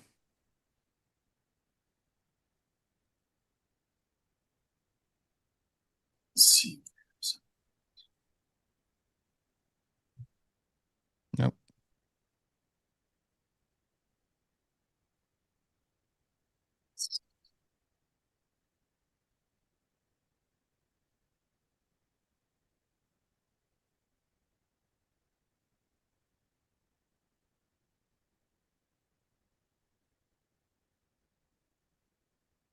Give me gap All right, fill let it on go. Yeah, it's going to keep going. That's a hammer of an open. Yeah, it's nasty. I mean, 25,550 maybe. I don't Yeah, know. that's what I'm literally just looking 550s. It's just, when that aggressive market order open sell 110 points, I'm going to give it. That's where I go, all right, wait 25 minutes at 10:55 and then pick a level. Just give it, let the time play out. A lot of times I did say to myself this morning, wait till 9:45 to go long. And here we are, 9:45 in 20 seconds. But, I only tell myself things so I don't listen to them. All right, we'll see what happens next. See all this look like it's rolling over. Yeah, it's still kind of holding up a little bit better so far. Tap my oil short again. Yeah, tech looks very weak today.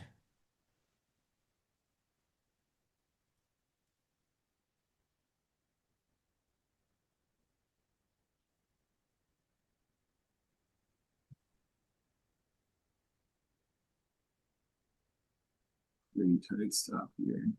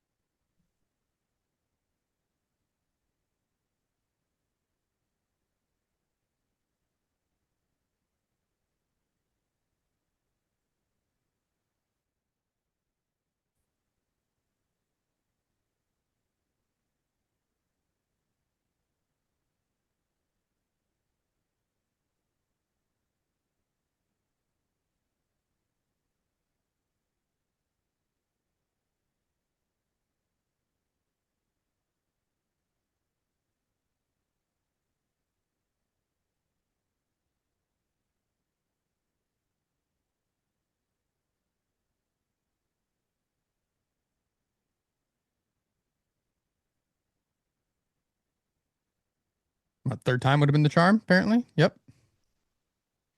Of course. I was going to set up for a short. Yeah. Wow. There she goes.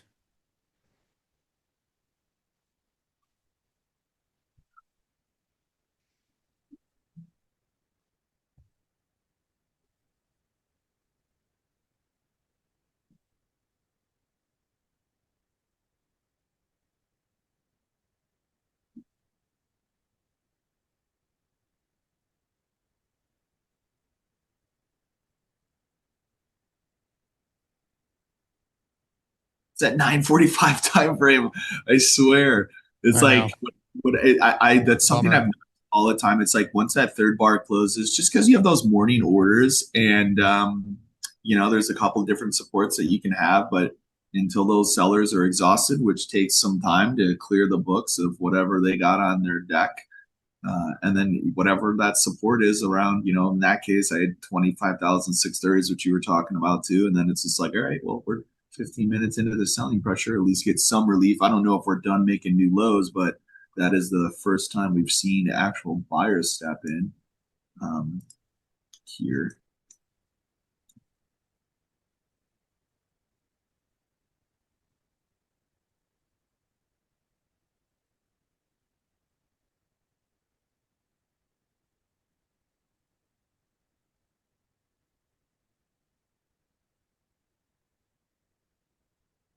About to say, let's see if we reoffer here again at the overnight low. See if those sellers just reloaded.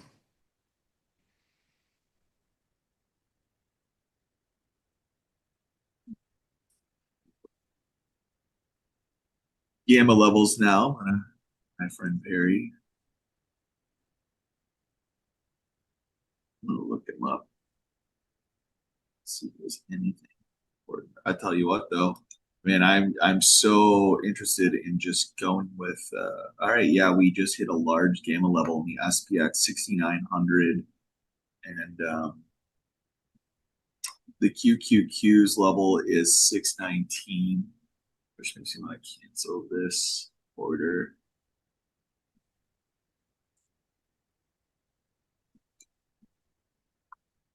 But yeah, 619 in the QQQ is equivalent to the 664s. I'm sorry, 620s. We're right below this gamma level. That's this most recent high, 25,675 is the equivalent. And then on the low, the ES's overnight low 69.35 is the equivalent of the 6,900 SPX gamma level. So that's the battle there. That is the battle. VIX unched. 630.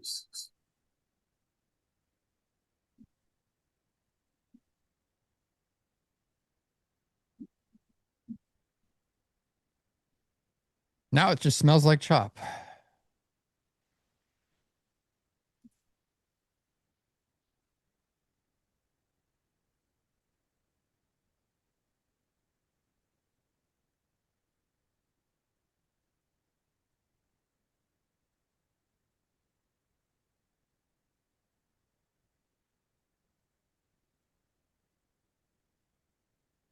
Coming into this week's value area low. I mean, I guess we bounced right off of that. That 600 spot on NQ. Yeah. It's at 630 again.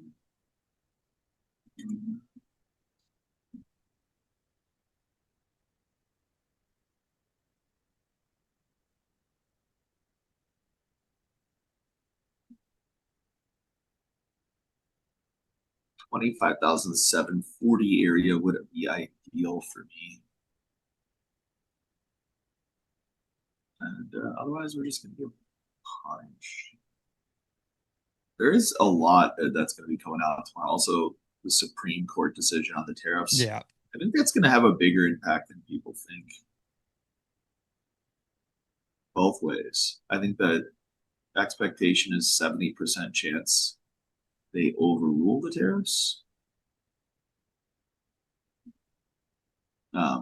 Which I don't know what that means for the economy, because that's way too deep of a thought process for me. But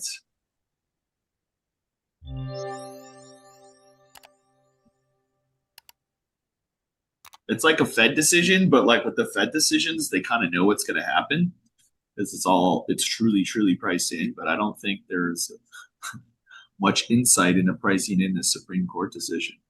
Yeah, I'm just very curious how they rule. Like, or do they just fall back on, we feel the Supreme Court doesn't have the authority to make a ruling on this, like just complete, just bypass. I can see that. Yeah, we don't know about this one. Default to the Constitution, which is, I believe he does have the authority. We don't know about this one. One little sweep of the high in CL, which was enough to take my stop out because I kept it tight. But as we're coming back towards, as soon as we swept that high and then we immediately began selling pressure, I re-engaged my short. And I was able to do it with a little more size because my stop was tighter. I was basically just able to put my stop above that high if that was going to work.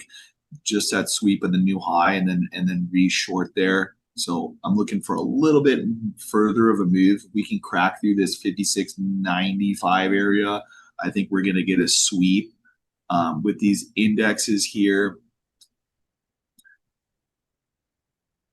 If we can get up to, I'm long here looking for 25,709s just as a little pop, but I can definitely, I believe in your range theory here. I can definitely see us ranging down here, but it's a range with enough volatility to trade.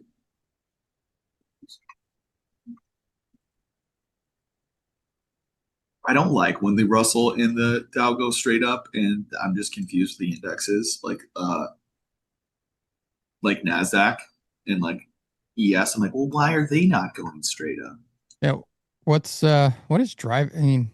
I just thought it was rotation at the beginning of the year. These markets, like there's if you look at a 5-year time frame, like the Russell's in a 5-year breakout, in when we go into a new year, Right.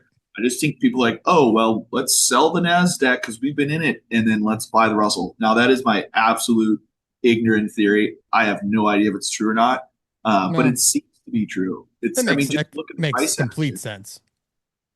Well, that's why it's so important for me, like in the style of trading, that I have to watch multiple markets, because if I want to trade for the long side and I see, yesterday I did a better job of that, but it's got to carry that memory into tomorrow. But I was like, well, the Russell was just holding, and we were sitting there, and the Russell was that trade I had, 2 great trades in, and then today, once again, just a ripper off the open while the Nasdaq, the Nasdaq's dumping. And the Russell, the size of the Russell relative to the Nasdaq is so much different. It also could have something to do with the tariffs. I don't know. I mean, I was kind of thinking that, as I guess I'm trying to give some sort of intelligent thought process behind it, where, yeah, maybe that means, the Fed can not have to worry about tariffs causing any sort of inflation or further inflation. So they have more freedom to cut, which would cause, potentially to rotate into small caps and things that would benefit from lower rates. I mean, that's the only way I could think about it. But that's about as macro as I can get before my brain starts to melt. I feel you. We need to clear above this 25,674. That is, once again, I'll repeat myself, but there is a QQQ gamma level at the 620 strike, which is the equivalent of 25,624 in the QQQs, and that is what we're holding below right now. And if we can get above that, well, I think we'll sweep higher. But right now, it continues to be sold into, and that's going to be an important level for the rest of the day. 674, 25,674.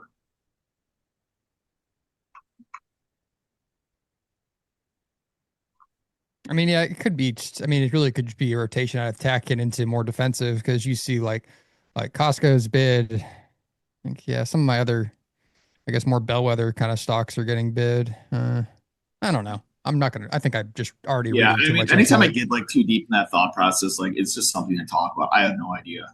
Yeah, Like, and it does not matter to me. exactly. Like it does not. It's not going to affect me jumping into an NQ trade here at 6:30s for the next 45 seconds. Yeah, exactly. And I'm like, well, it could be this, it could be that. It'd be nice, it's nice to speculate, but like, I'm like, yeah, I have no clue. I know I seem like a big macro guy to everybody in the chat, but you guys have seen now the full extent of any sort of thought process and logic that I could ever use. Congrats. You got me there, guys. I do it for your entertainment. Yeah, ES looks just range bound. And where it bounced to was right off that, I guess, that big support level at 6,900 in the SPX. Yeah. I don't know. 2 very small scratches for me to start the session.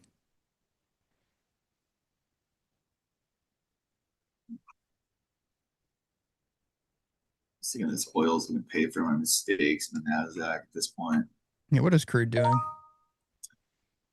Coming off the highs. Selling, yeah. That's it. Nothing fantastic, but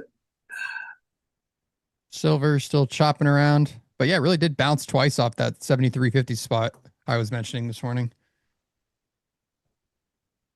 I guess weirdly enough, like as parabolic as it went, when it does settle down at times, it has traded relatively technically.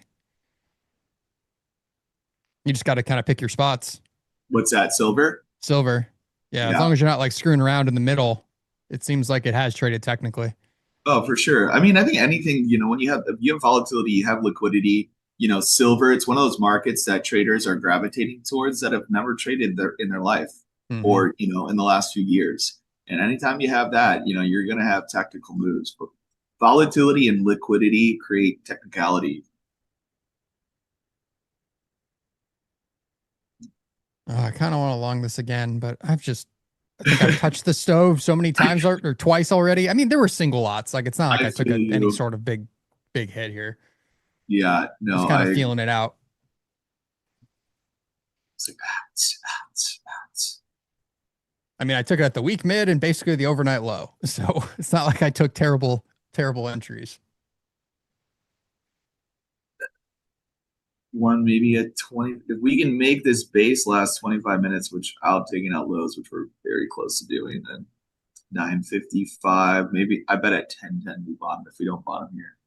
Yeah, I was gonna say we're gonna close this first 30 minutes here. Let's just see. If we can close this above 25,630, that's still an important level for me, and I like to see candle closes above the levels I'm looking at. And we got how many seconds? 30 seconds till that candle closes. It means they're still trying, but if they're not still trying, then I'm looking at 25,550s for one more push, and then I don't think we're going any lower. I actually think that could be. That's the low. That's the low. This is not the low. Is it?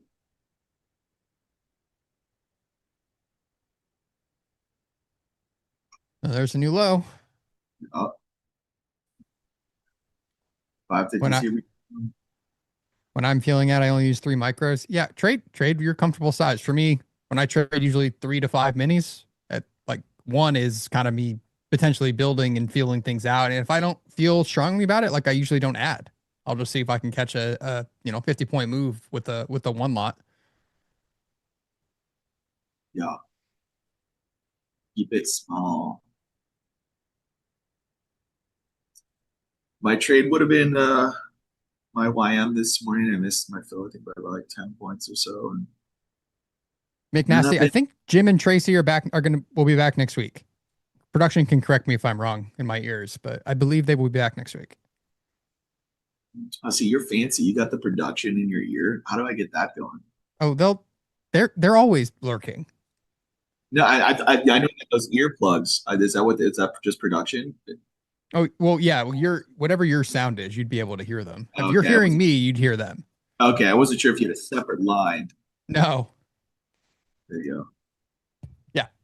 Confirmed. Yeah. Jim, our fearless our fearless anchor leaders, Tracy and Jim, will be back next week.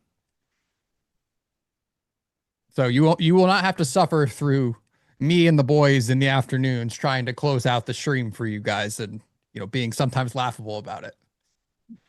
The kind words of Jim closing out the show is what I know keeps y'all coming back. Father figure. You guys ain't going nowhere. Production gives Nick trading tips. Yes, of course.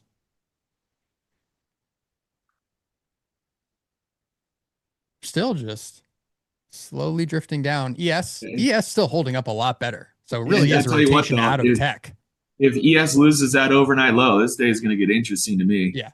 I mean, and it would be a big level too. Like there's probably a lot of options activity sitting there at 6,900 in the S&Ps. So if we do lose that, it could get a little spicy. Just because, some days those levels are respected, some days they're not, but literally us on that rally up, just rejecting that 674, which is going to be my go point moving forward here today. If we cross back above that 674, I'll just put a little line on my screen. Sometimes I forget. Let's see here. I think rearrange some things. I need a 674. 2, 9, 674. Somebody's on my roof.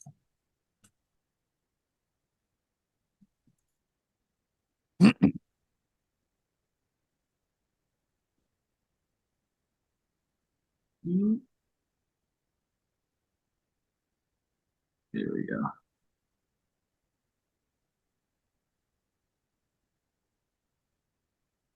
And team behind the scenes, I'm going to step away for a hot second.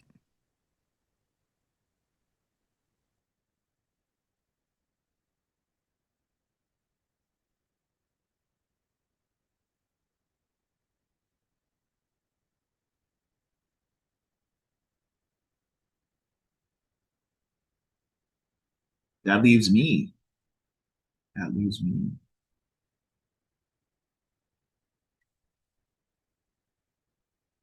All right. Nick's always got more say than I do.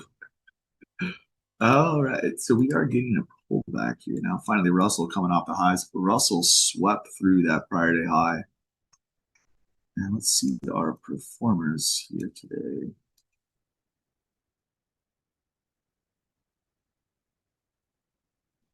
Oil, interesting enough, is up the most on the day, but it's been bearish.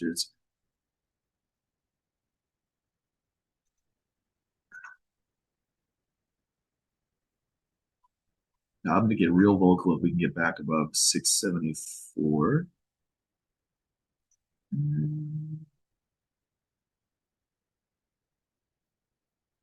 There's 10 o'clock. Putting in a little bit of a hammer here.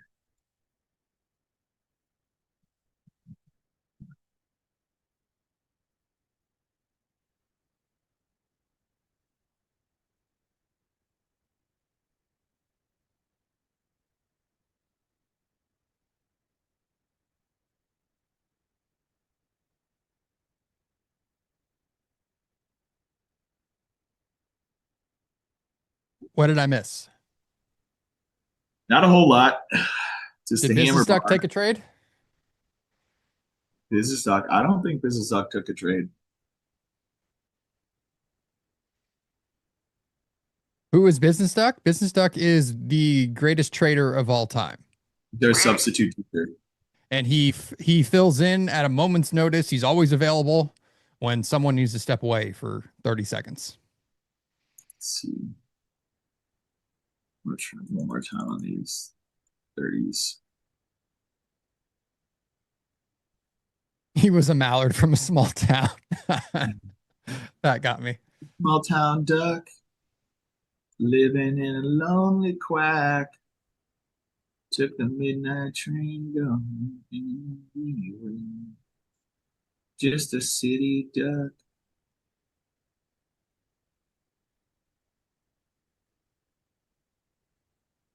Step back in on those 630s Dang. here. Chose a bad time to use the bathroom real quick. That was so quick. Like we fell down to the 570s and well, maybe they're going to reoffer here. That was a nice little move off that low. Oh, you went long. Yeah. At just this 630, I know. We keep trying to get back in that sweep below. I'll tell you what, that will be the last time. ES still looks good. Like It does. constructive. It does. I'm afraid of what we'll do if we get up to like 65s. I'm afraid that'll lock and load us to maybe finally drive lower. We're pushing back up above the open in the ES.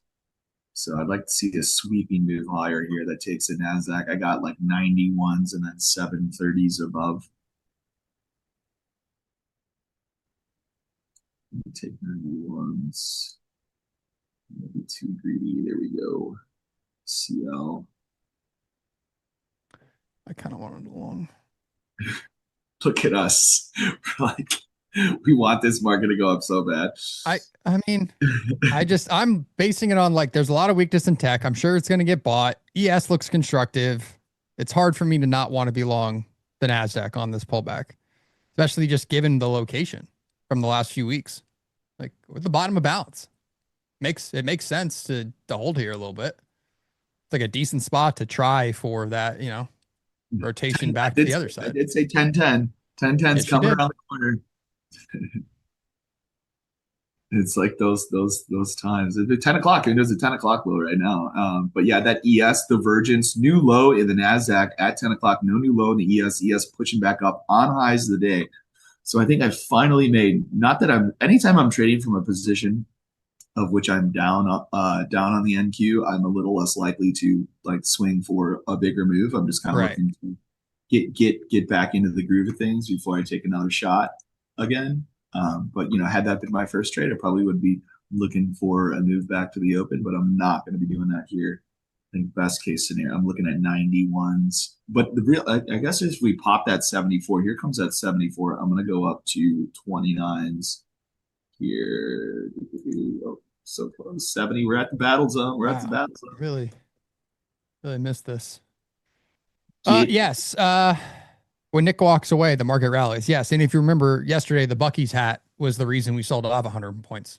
Nick, go to the bathroom again. Go to the bathroom again. Here we are above 74s. Push that little line I drew on my screen. We're battling here. Clear it. Oh, wow. I can go again. I'm sorry, guys. It's my fault. Nick, innocent question. If you're looking for a long and NQ, but keep acknowledging ES is a stronger index, why not just look for the ES long? I mean, part of the reason is I was just actively watching the NQ tape and not as active watching like the ES one I have on another screen, but I'm not like paying attention to time and sales the same way. And it's one of those just kind of knowing, oddly enough, that there may be potential for a larger move in NQ, but it's more so just that's what I was watching. Like it just, that's really it. And I'm noticing how weak tech was, but since a lot of those names still do make up the S&P too, and ES is holding up a little stronger, then if tech gets any sort of dip by, the NQ should start rallying back up as well. But yeah, if I was looking at an ES chart, if that was up, I probably would have, taken another stab at being long. However, if I was still long, keep in mind, like when I tried to long ES or NQ the second time, ES never really lost that same spot. So if I took that trade in ES, in theory, I would probably have not been stopped out.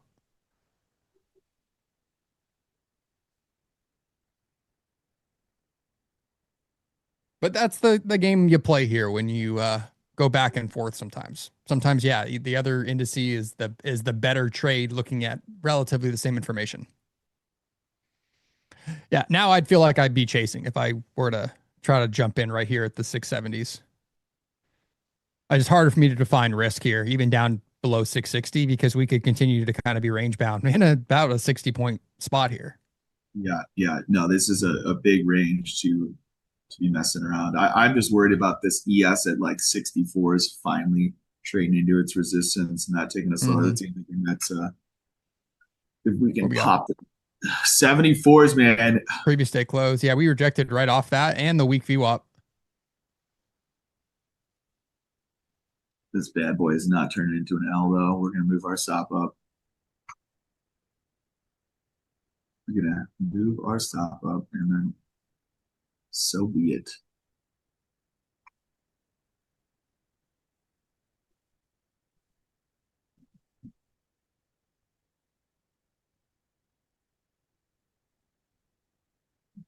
I hate that my God, is that really? Oh, I just got a text from a buddy. I hate that my college team is we're playing at TCU on Saturday, and we're the #1 team in the nation. So tickets are absurd. Where you said you went to somewhere in California again, right? I went to the University of Arizona, and we're playing at TCU on Saturday. And so I'd like to go. We're the #1 team currently. We're undefeated. Wow. We just rolled over Kansas State last night, but I want to go to the game, and it's like I want to sit decent seats, but I'm not paying $1,000 to sit closer to the floor. Like, no, that's ridiculous. That school does not party like it used to if you guys are #1. It's purely because like the student section, like it'll just be rocking as when you're on the road as like a top 5 team, like that's the game every student, every person wants to go to. So because you have the chance of storming the court and things. So I would like to go, but I might have to scalp some tickets last minute and see if I can sneak in there. TCU is only like 30 minutes away from me, so it's not that like I can't do it last second. Yeah.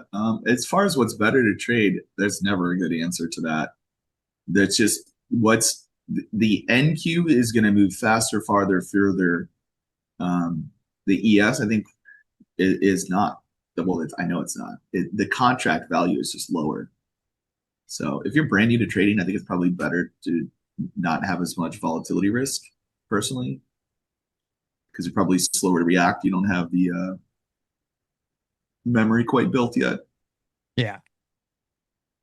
I think we've talked about this several times. I learned to trade futures on MES. Like that's what I kind of played around with in honestly in a sim or in the paper trading mode of Thinkorswim. When I first had no idea that future platforms existed, I had only traded on like TDA for a long time. Like I didn't know anything about Ninja or any of the other platforms out there in the space. So That's how I learned, was trading MES in Thinkorswim for a little bit of time. It's just easier to, it's slow enough that you can kind of get the gist of how like a DOM works, how an order book kind of is. So there's nothing, I would recommend anybody start with ES. Yeah, it's Very going to be more liquid. React. I mean, the ATR, like the contract. So I have an indicator that tells me the contract risk value in every market based on the average to range. In the ES, and this is per mini. Right now, the ATR risk per mini that I calculate is $700 versus $1,800 in the NASDAQ. Mm-hmm. So more than double the cash risk per lot in the NASDAQ based on volatility. So think about that. Are you comfortable with that? You know, that's going to change the way you trade. Come on, above 74. If we can close this, if it pops here, it could be nice. I'm telling you, this is it. This is the battle zone. We need to sweep up. Yeah, Grand lines, exactly. That's what Jack and I are saying. This would be a nice little short covering pop probably if we can break this. That volume shelf. I mean, you can see it on my screen. Like nasty there above 680s. Like there's a lot of volume being put in right here. Yeah, I actually use Nick's screen to determine whether I'm going to hold or not. I'm like, Nick, where are we on that little thing you got, that little volume? Yeah. You need to take this out. What's going on here? But they've put in a decent amount of trades here. So we'll see if we can pop it. Yes, not quite as bad of a taper up here. But it's building for sure. What's GC doing? Man. Nasdaq's moved so fast I can't even look at it. God, silver right off that 773.50s thing. Why don't I listen to myself, chat? Why don't I take my own trades that I talked about? Sometimes I literally keep a pen and paper on my desk because I was like, write down your ideas. Your ideas. I guess this is why it's easier to just like be a faceless shot caller on Twitter than actually take the trades. Yeah, there's that 91. Also, I forgot what I was gonna say actually. Short-term memory is gone. Oh yeah, VIX on low of the day here. That's what I was gonna say. VIX is on low of the day here, and this is the highs were the highs at last night when the ES made its new low. That what time was that? I don't know what time it was. That was 1:15. Yeah, like before London. Up to 17. We're at 16.55 right now. So interesting. Oil sweeping below that low. That's going to give me some confidence to. All right, just give me my 29s. Still bouncing out there.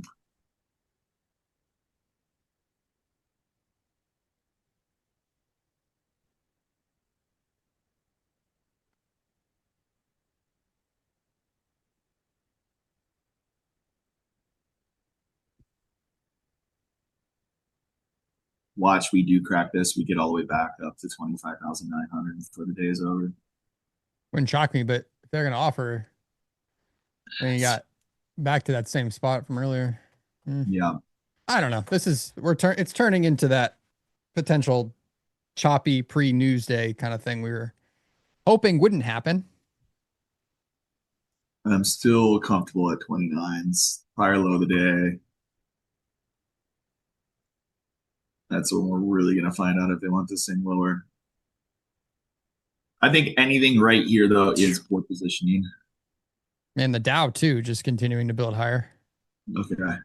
I've never taken a YM trade, and someday really? I might. Yeah, I have never actively taken it in a true cash account.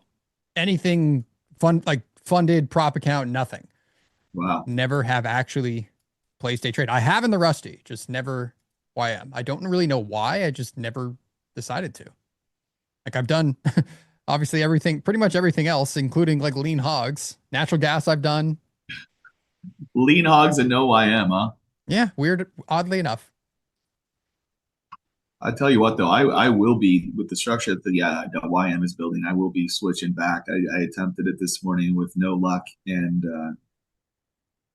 now see that market 400 points higher from where my attempt was given.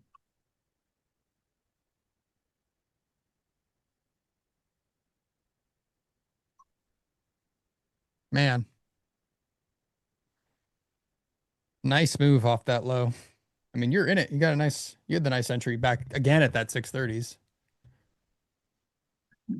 Yeah, it made me Jack will be there for a reducing the second. size of the box.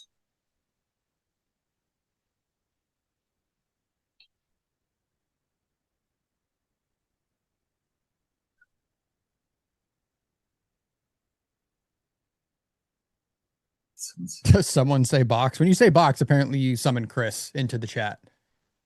Hey, talk dirty to me. There he is. Chris boxes. I just saw that. I got realized that's Chris. I have not looked at HG today. I got enough going on with these indexes. Chris, why do I feel like you're long from the lows?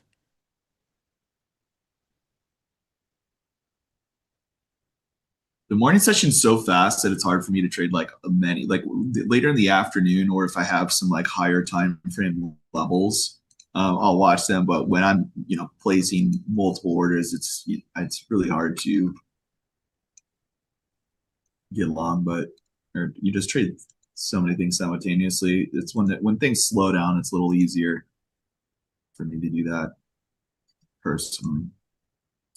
What am I seeing in ES? I mean, ES still struggling here around settlement from yesterday, as well as the week VWAP. Spot sellers could show back up, but we are above the opening range.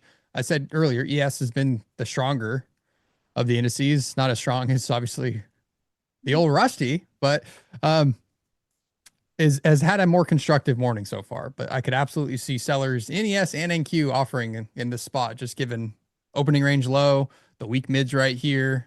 The sessions value area high sitting right here at 700. So definitely a spot we could see rotation and probably some balance.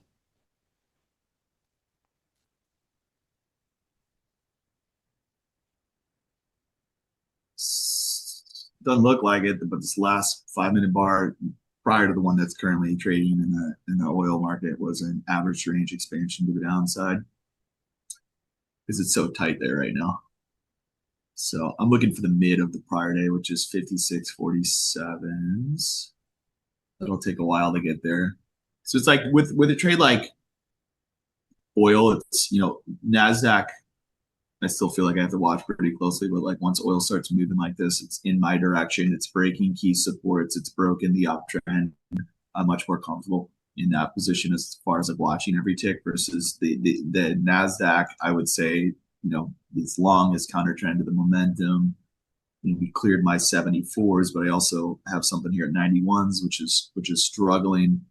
And I could easily see us just get back into 25,630, and that would be that chop Nick was referring to. And it's, whatever, it's tradable chop, but we're unable to clear 25,691s, and we need to do it soon. Otherwise, I'm thinking we're going to get back to my entry. I'm eyeballing a short here in NQ. I might be a little early, but just kind of waiting, watching the tape here. This ES is still sick in the 64s.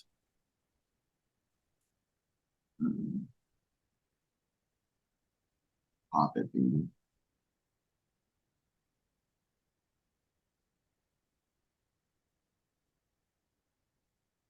Move my stop up at 47s.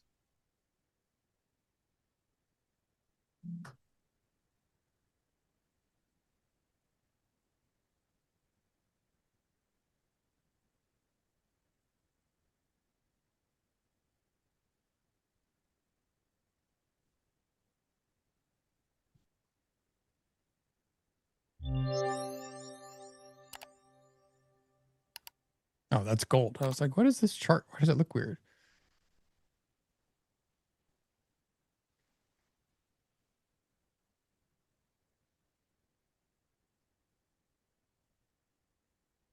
$25, 540. I mean, that would be pretty nasty. Next level I think I have is like 560s.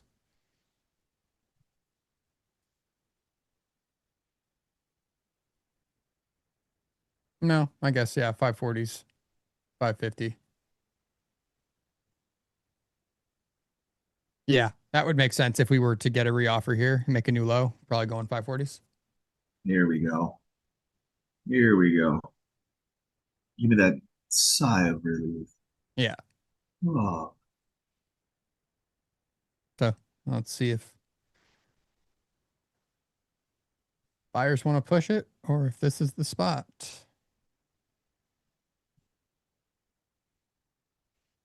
Not that I want to play the old betrayal sound effect for Jack here.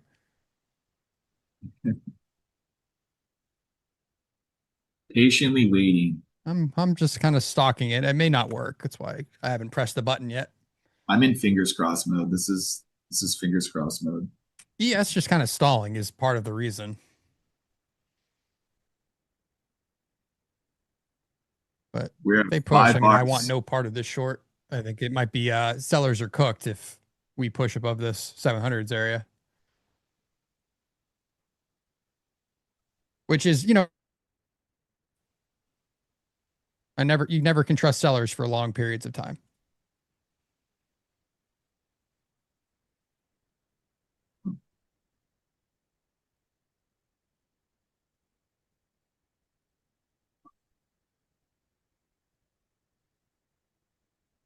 $91, you ain't got nothing on me. Let's go. It's still going higher.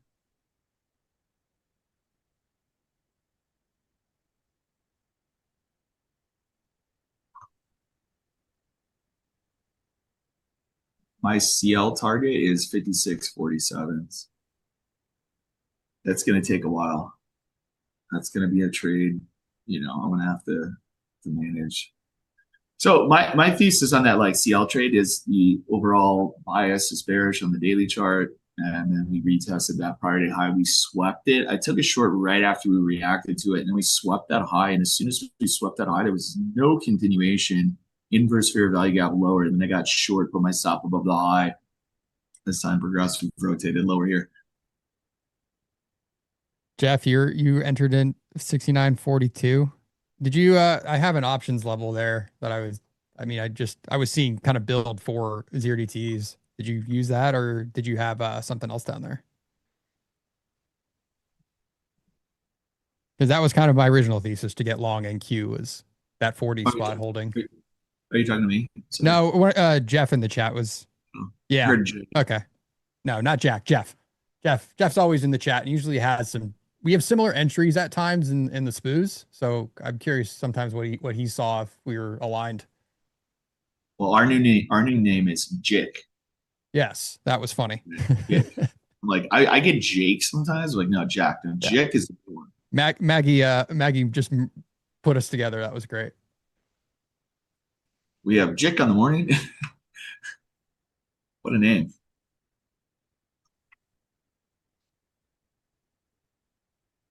I love how you guys call it the spoos. What else am I supposed to call it? I'm going to say the S&P 500.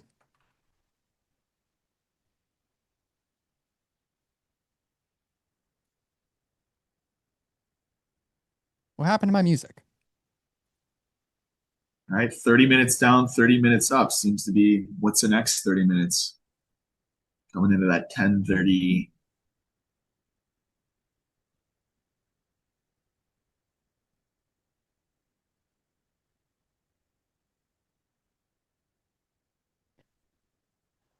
We're still just consolidating here.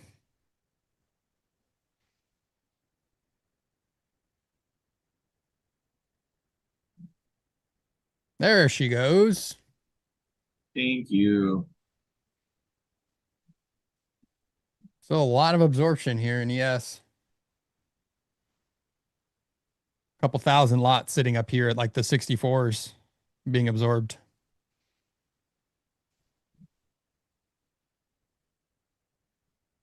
Not as much. Halfway back to the Friday's high in the Nasdaq's 25,781s. I'd love a short up there. Takes us right back to the opening bar, which was 110 points. Yeah, the 74s would be probably the next spot. If it doesn't reoffer right here, right now, that's probably where I'd look, which also, well, I guess the OR mid is a little higher. there isn't like a continuous push. It's just been popping. There definitely seems to be sellers around this area. Mm-hmm.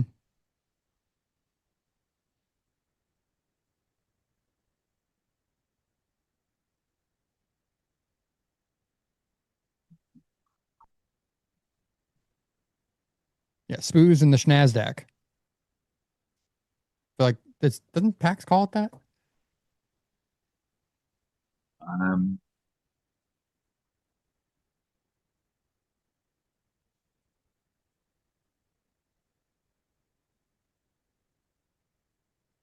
I'm gonna load up a YM 94s.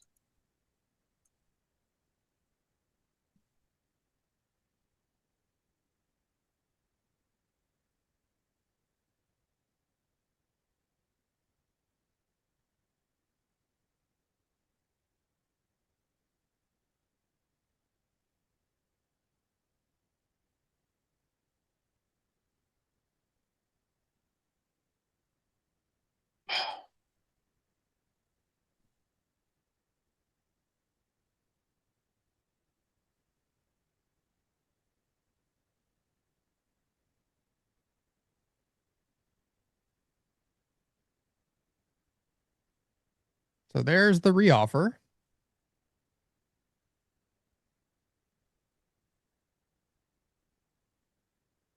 Dang.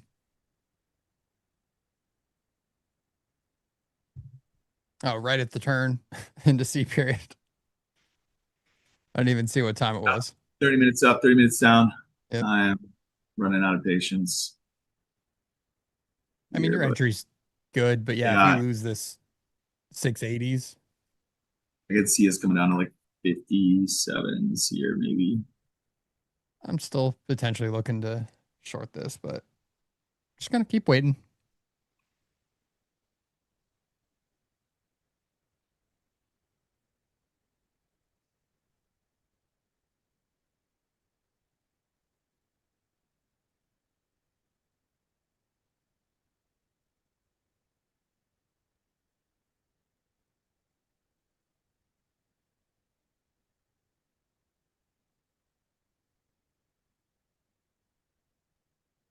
Oh, nice little bid in the ES. Here we go. I keep saying here we go, like it's gonna do anything. Here we go. This is it. This time. I mean, SPOO's still just in a 20-point range all day. Goodness.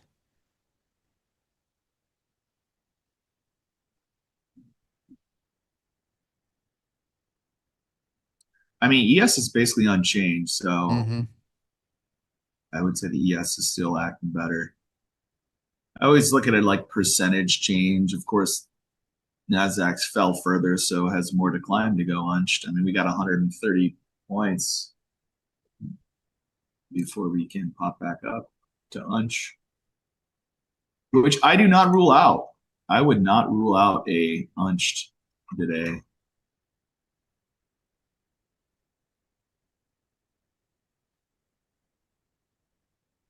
It's just, how do we get there? This oil has been a lot easier to hold.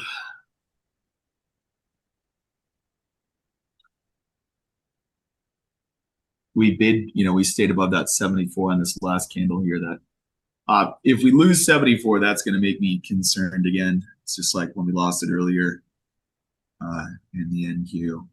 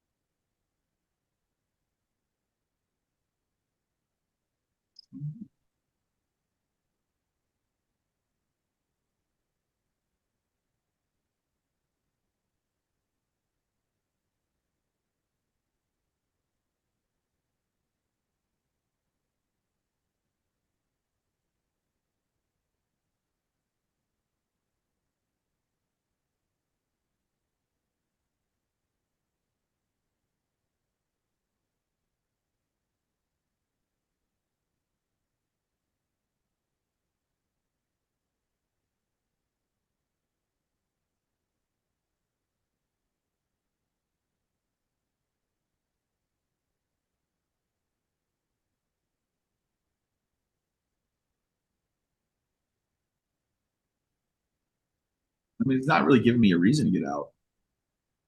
It's the only thing. It's just not. It's not doing much.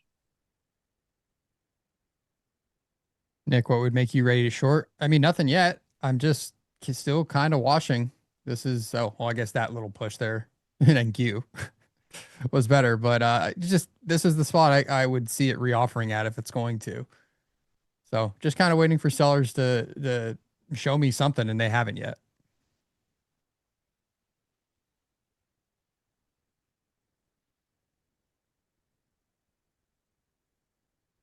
Sometimes you got to go down to go up, and sometimes you got to go up to go down.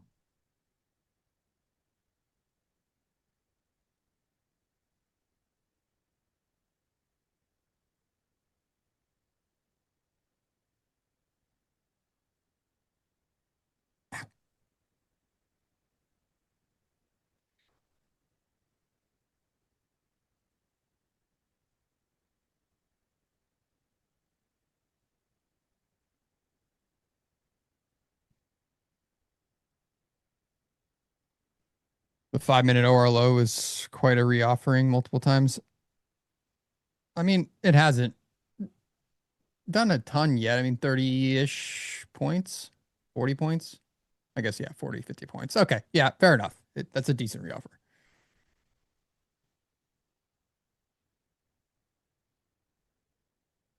Crayon lines, why do you got to put that out there in the universe?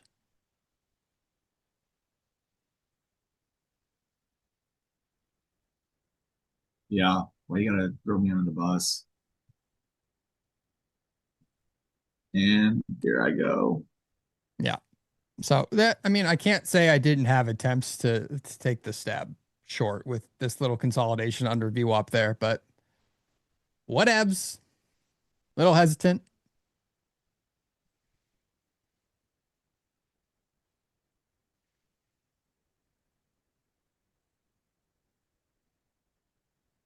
Anybody take it? I'm sure somebody did. It was just, like I said, decent spot. Just, I think I was a little hesitant after my little scratches, or not scratches, my 2 stop outs earlier.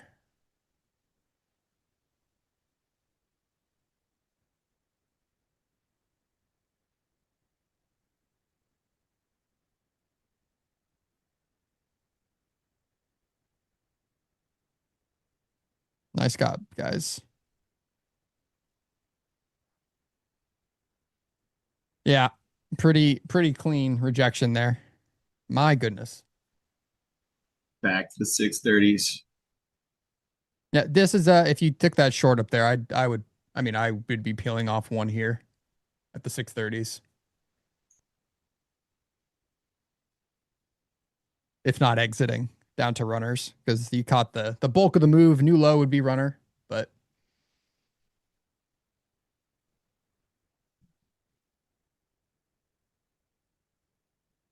otherwise, yeah, we're probably making new low and going down to 550s.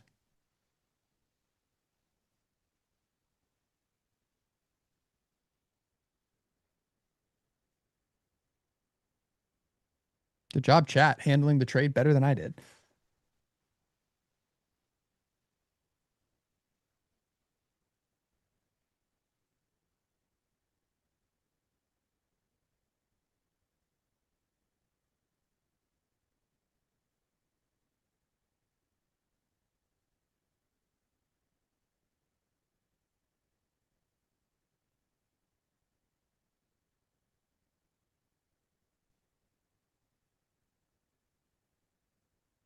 Yes, showing up here at the 5-minute OR mid in the overnight VWAP. And that support level that Jack was long from. So, Yeah, I'm tempting to take it again, but I mean, this could just turn into chop and consolidation. yeah, I think we're gonna need to get up those 29s. But that 91, I mean, not that it was spot on, but all the tails, all tails above 91s there.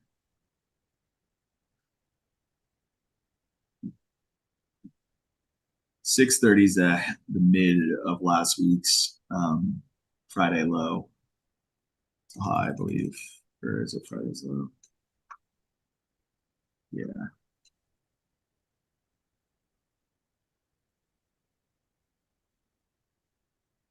And again. And again.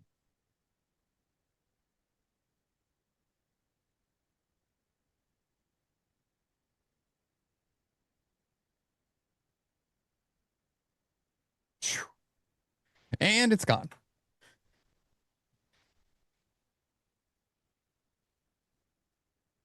Shame, shame, shame. It's a wick on a 5-minute right there. Jeez. Yeah, that's going to give us a little more ammo to the upside as we push back up.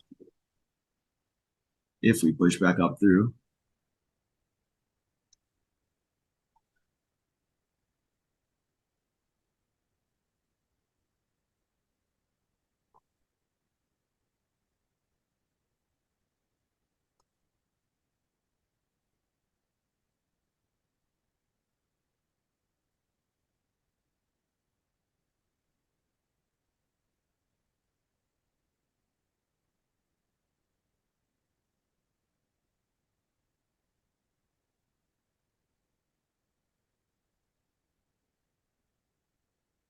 Indecisive.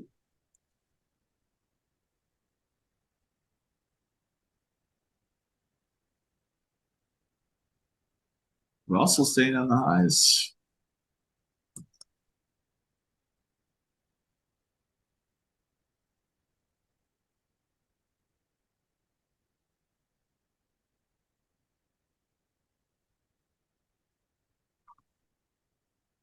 Like you said, you can't trust sellers.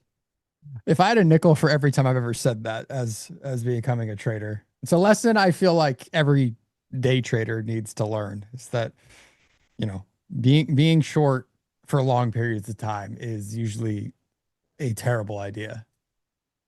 And that is not financial advice. That is just my perspective over getting burned, trying to hold for larger moves to the short side and just sellers eventually just getting absolutely shoved in a locker.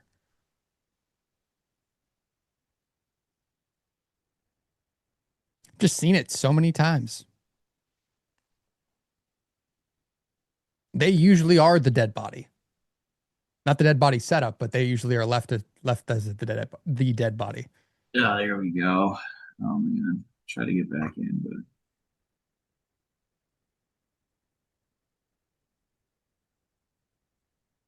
define a long period of time. I mean, since the good time to, or sorry, the Liberation Day lows, I think we in what, November, we finally got a 5% pullback after going 50% straight up.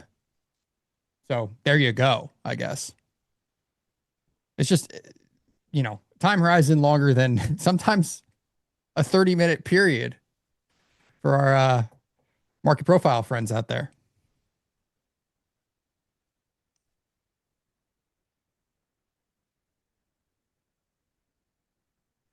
Shoved in a locker? Yes. No one even heard that expression?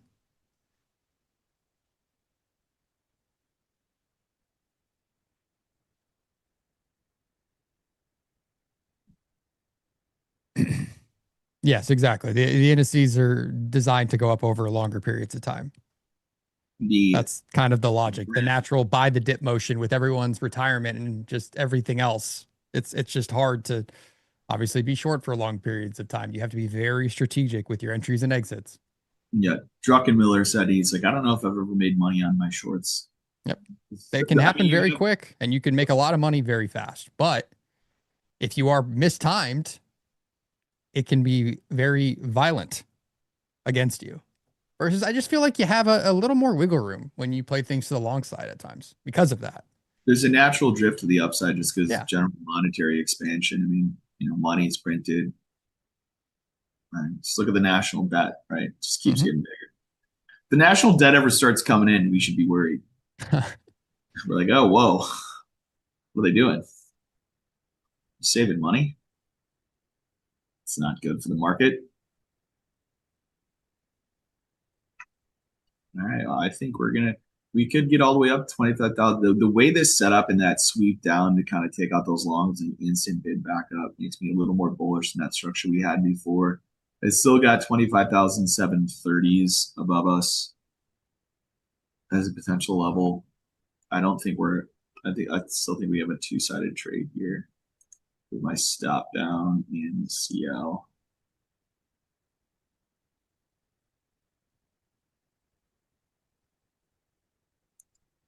But yeah, I don't really think we're gonna I'm actually gonna short that 39.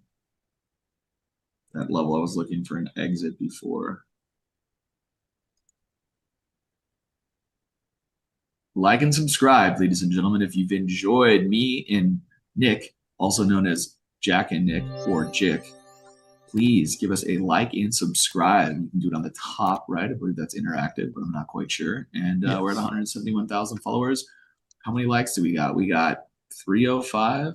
I need more. 305. We How many people we got? absolutely need more because there's 1,000 people in here, and I'm going to go full streamer mode because I see my friend Leo in the green room, and I don't want him taking credit for a single like that Jack and I have received. So there's 1,000 of you. We should at least be at 500. Otherwise, he's going to say he got all of these. Pump it up.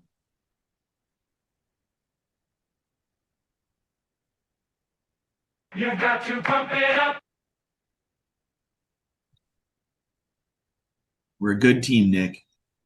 Agreed. People like us.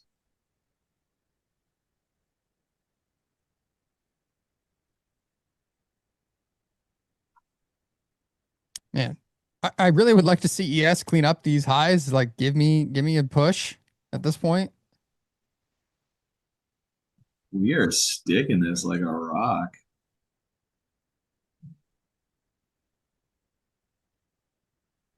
I love the C29s. Please.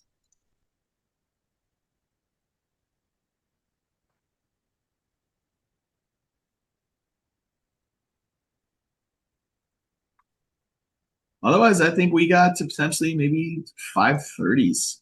Or sorry, not 530s, 430s. If we really get cranking down to the downside, 430s would be where I'm looking at. We got 15 minutes left on here, I believe.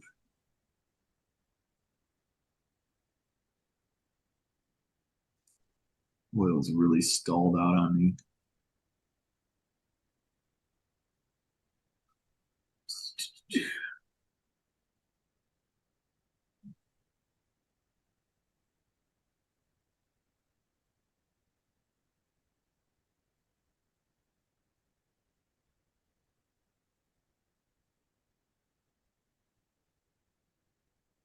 Nick is sweating. What's No, Nick? I'm not sweating. I'm not in a trade. I was I gonna say, literally what's have Nick no sweating? risk across any account really right now. Tell me what you're sweating. You sweating the bowl game. Sweating the ASU games. What are you sweating? Sweating them tickets. Yeah, the tickets, because my stop, let's call it 400 50 bucks. points in the I ain't NASDAQ. spending more than that. And you can call me cheap when I'm like swinging $1,000 trades here and there, but I can't really justify that when the tickets Trading money go for is like $20.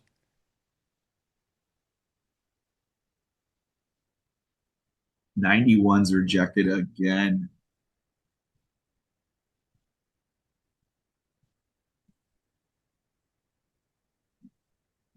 Question is, do they hold that 630 again? I don't know. It's not looking good. That ES, if we do get that ES push through that overnight low, that's going to be the win wall. Just breaks us down.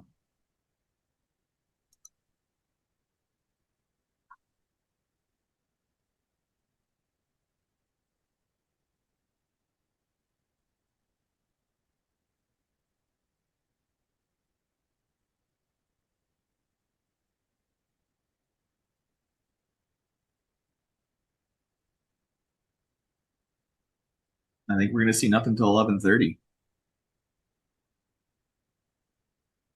And then we're going to get an 11:30-ish jam. And then a resolution of the jam. I know the 540s. I see you there in the chat again. Trust me, I see what you're seeing. I'm not saying it's not going to happen. I just think sellers need to show me something at this point. Otherwise, they are likely to get bodied.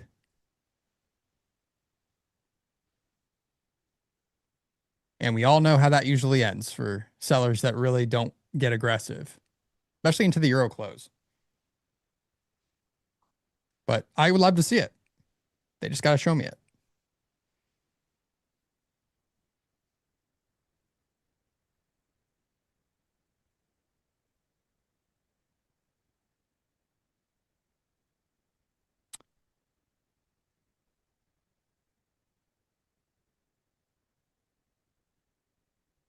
Come on. New low in the oil market, so at least I'll be able to hopefully hold that thing down to 56.47s as I'm walking away with nothing too exciting here. Are we still on highs in those the YM? Yeah, YM just chugging along. Which there we are, Russell.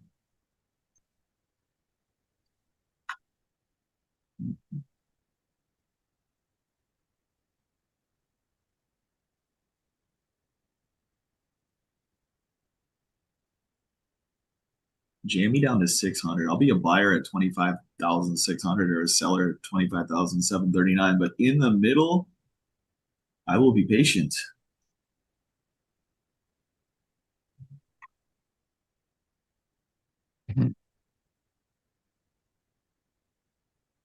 Just nothing happening here. Well, it's waiting to happen.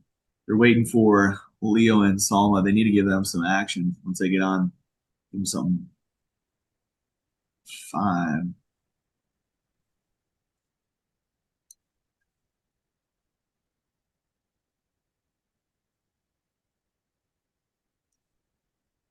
My goodness. Silver, I hate you so much.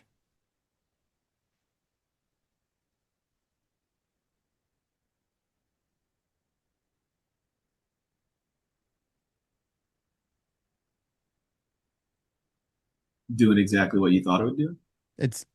I mean, it just to the tick bounced off the spot and now is up a casual like 2% from there. It's teasing you to start trading it. It's like, It is. Look at me. I trade how you want me to trade and do what you tell me to do.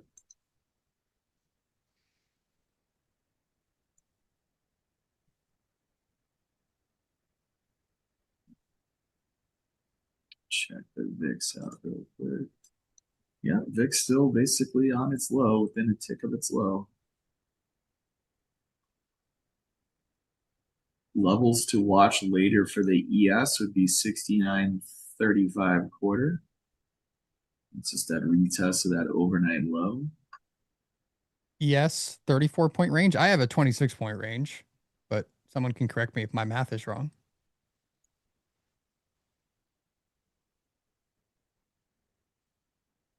Not to argue semantics, but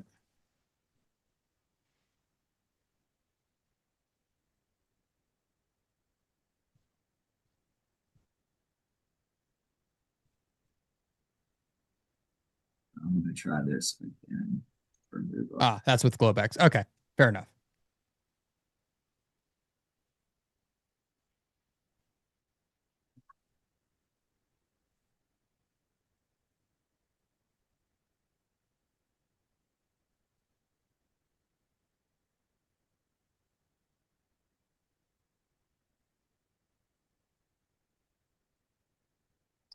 Yeah, this tape has just slowed down. Let's see if we can get a nice violent break here. If we do, it's because I just got long. Yeah. Right back at this 630 here.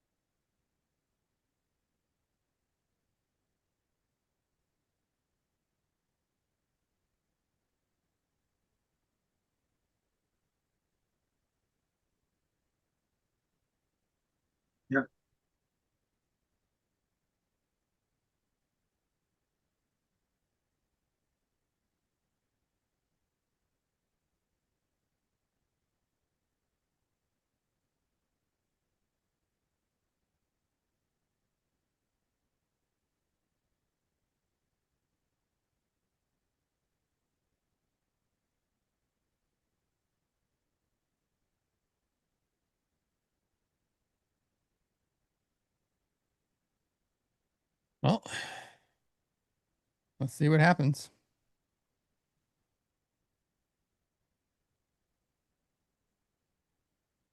I still don't believe in the sellers. You have no faith. Yeah, no, I'm fully convinced we're gonna get that prior day low before moving lower, and it's gonna be my next spot of engagement. Otherwise, below 25,500. If we do end up breaking down, I'm gonna let that play out for some time. Nice.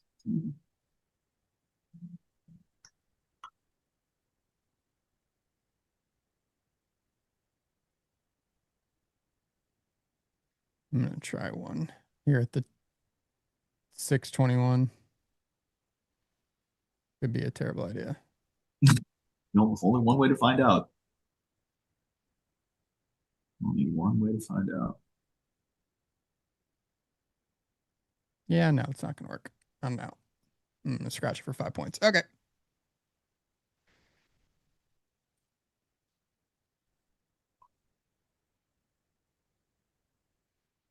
I have a feeling Leo hit that short this morning. Can you come on and tell us?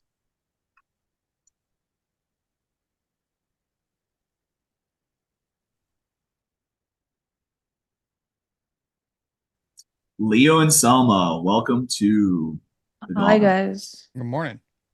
Good morning. How are you guys? Oh, just, you know, Clenching. being a thin twit guru, Clenching is hilarious. calling out silver lows, but not taking the trade. Oh, so classic Nick. Classic Finchwood Furu Nick, yes. We That's talked I'm about gonna start that arc soon. My my villain arc of being one of those guys. I respect it. I'm doing better in oil than I am in the NASDAQ here today. The move down was, we were trying to guess how big the open would be. I said 70, what was I? I said 72 or 67, one of the two. And 110 points straight down off the open, came into the, I have 25,630 as the midpoint from Friday's low of last week. And that seems to be where we've been basing here. And I'm hoping I think we can go higher. I don't know if this low is in or not, but I'm looking for us to trade up into 25,730s right now. Yeah, I was trying to milk this runner. I took a short on this test of 25.7. And then added again when it tested, basically the same area. All right. I'm down to out one of here. One but of my two here. You back in, Nick? Yeah, 621 this time. I scratched it and then get back in at a worse entry, of course, as is tradition. I had to do that yesterday. I was just that I just hate my life when I do that. Especially when it's like I didn't move my stop. I'm just like scratching because I don't like it. Yeah. So this all is right, down to one. Stop at break even. That Overnight low move here. right there. I think it's because Dude, Leo. what is that? That's because you guys got on. But I that's- told you they were waiting yeah. for you to come on, Exactly. and that's exactly what I want to see, though. So I'm not mad about it. Just gonna hold this runner for Valhalla, I guess. And that is an ATR expansion, the first one to the upside we've had all day in the last 5 minutes on this 1055 bar, printing 72 points right now. So expanding the average true range that we had on the 5 minute time frame. That makes me want to actually hold this long a little longer, considering the amount of time we've spent. I'm going to set a timer for 25 minutes and just let this long ride, even though I got that level at 30s. I think we could get all the way up to 80s. Dude, that is a nasty 5-minute candle. I was short and now I'm back. I was in profit. Now I'm back to basically break even. YM new high in the day here too. ES about to take highs of the day. So, when I was in that trade, I was expecting 29s, but with this expansion, a lot of times I'm just like, give it some time as opposed to trying to think too much into price. Because if this is the beginning of us breaking out towards highs, probably got a little more room to run above this. After this morning consolidation, we've been sideways, now for an hour? So, good luck to y'all. Oh, thank you. Someone angry at the 680s. Yeah, I mean, there's been aggressive selling every time we hit these levels, so Yeah. I'm not gonna close my trade out unless they just take it out. It's just a one lot runner. I'm in micros today. Relative volume is 140. So when we get the volatility spike, I just switch over to micros and change the way I trade a little bit. Micros for the win. The market's handing out 50-point rotations like it's fucking candy. So It is. Yeah. It's been the day to trade those for sure. Well, I'm going to hang for a minute or so here and see what happens. My runner.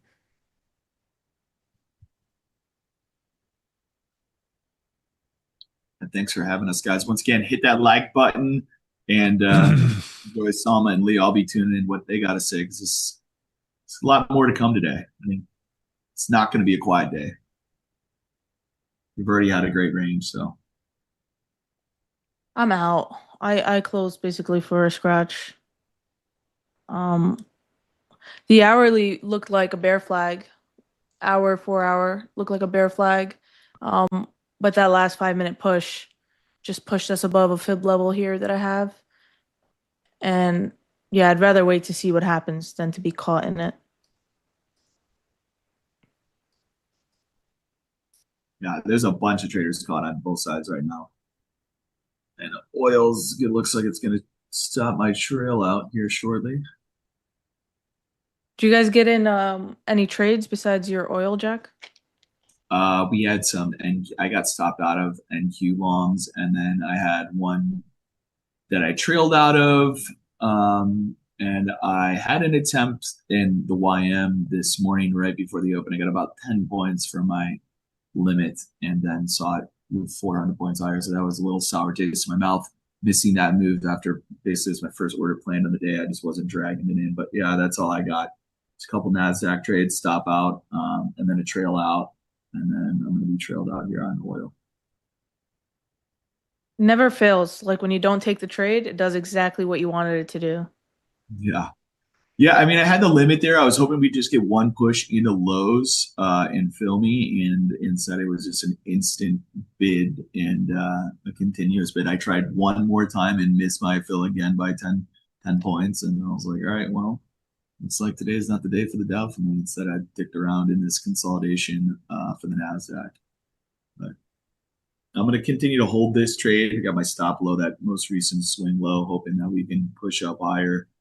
But it might not happen until 11:30. We could still see more of this. I want to really see us above 25,691s to gain some confidence. But that average range expansion to the upside at least makes me feel like I can protect my stop below that low. Yeah, it looks like tech is much weaker. Yeah, I don't know what's leading us lower. I haven't looked at any of the major components here today, but we do have that CES conference, which is probably going to have little headlines all week. But like we did yesterday when Leo was on with King.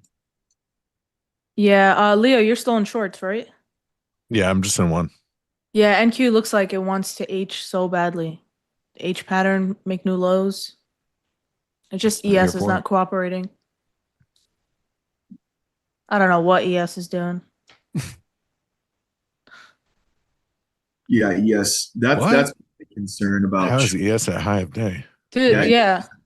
It's been ES on highs and VIX on lows, and I mean we have been weaker in tech, but I do think it's the opposite of what we were doing yesterday.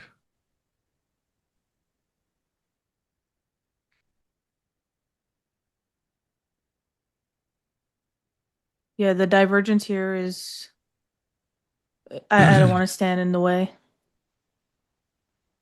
Yeah. One sec, Kev. Hold on, sorry. I gotta move some things around here. It's pretty crazy. Yes, it's at highs. The opposite of yesterday. Okay. That's good information. I wasn't even looking. Oh man. I wasn't even looking. Are we boring you? It's kind of a long night. Are we boring you? Tell us what you did, Leo. Oh, just a dad making excuses for a baby. So my parents flew in yesterday, and we had dinner, hung out, And then about 2 hours later, my mom was having some severe stomach pain. Oh no. So about an hour, 2 hours after that, they decided she needed to go to the ER. And so Jeez. they found out that she needs to have her gallbladder taken out. So she's all morphined up and waiting for surgery right now. Well, That's like the appendix too, right? That's like the one that some people just have to have it removed. Yeah. My wife actually had hers removed like 10 years ago. Interesting. And it's a laparoscopic surgery. Like it's pretty Right. quick and recovery's, pretty easy. It's just hilarious that, I mean, it's not hilarious, but it's hilarious that this happened the night that they flew into town, Thankfully, she's got a lot of people to help, even though she's not in her home, hometown or whatever. How far is home for her? Is she gonna have to travel a ways? Oh, yeah. Well, they live in Tampa, Florida. So yeah, they're quite a ways away. Well, yeah, my dad just had knee surgery yesterday too. So I guess we're all just at that age where the parents are, they're getting up there. Yeah, mom and dad are falling apart. Something else to It's take not care funny. Oh no. Bro. I hope she gets better soon, Leo. No, thank you so much. Yeah. So it's just, me too. Getting updates from my dad and just, he's obviously taking care of my mom, but he came home earlier to take a quick nap because they've been up, since midnight. So they were up all night at the hospital. She had to have, they did blood work and then a CT scan and then an ultrasound to figure out what was wrong with her. So it's been quite the long 24 hours for them, especially because, they traveled all day yesterday, got here at 5, had dinner, and then, spent the night at the hospital. Well, because it's such a serious excuse, I will allow you to yawn. Oh, thank you. You're welcome. I appreciate that. Yeah. No, but It's in like all ES seriousness, I'm glad that it's nothing serious. Yeah, that's what I told my wife is like, it sucks, but it's like it could have been a lot worse, whatever, stomach issues like that could have been a bigger ordeal. So hopefully she can recover quick. And, they were going to be flying home on Monday. So maybe they have to stay a couple extra days for recovery, but before they can fly. But I think it'll be fine. We'll make sure they're nice and comfy while they're here. Yes, Yeah. rejected that IB high like a bulldozer. I re-entered shorts again. I really like NQ structure here. I don't like to trade NQ, so I will take it on ES, but this is literally looks like a textbook H to me. I don't see how we don't make new lows, unless ES decides to do some BS and push higher. Yeah, that was a pretty good rejection on ES. Yeah. What is that? Double top? Yeah. Yep. It double topped.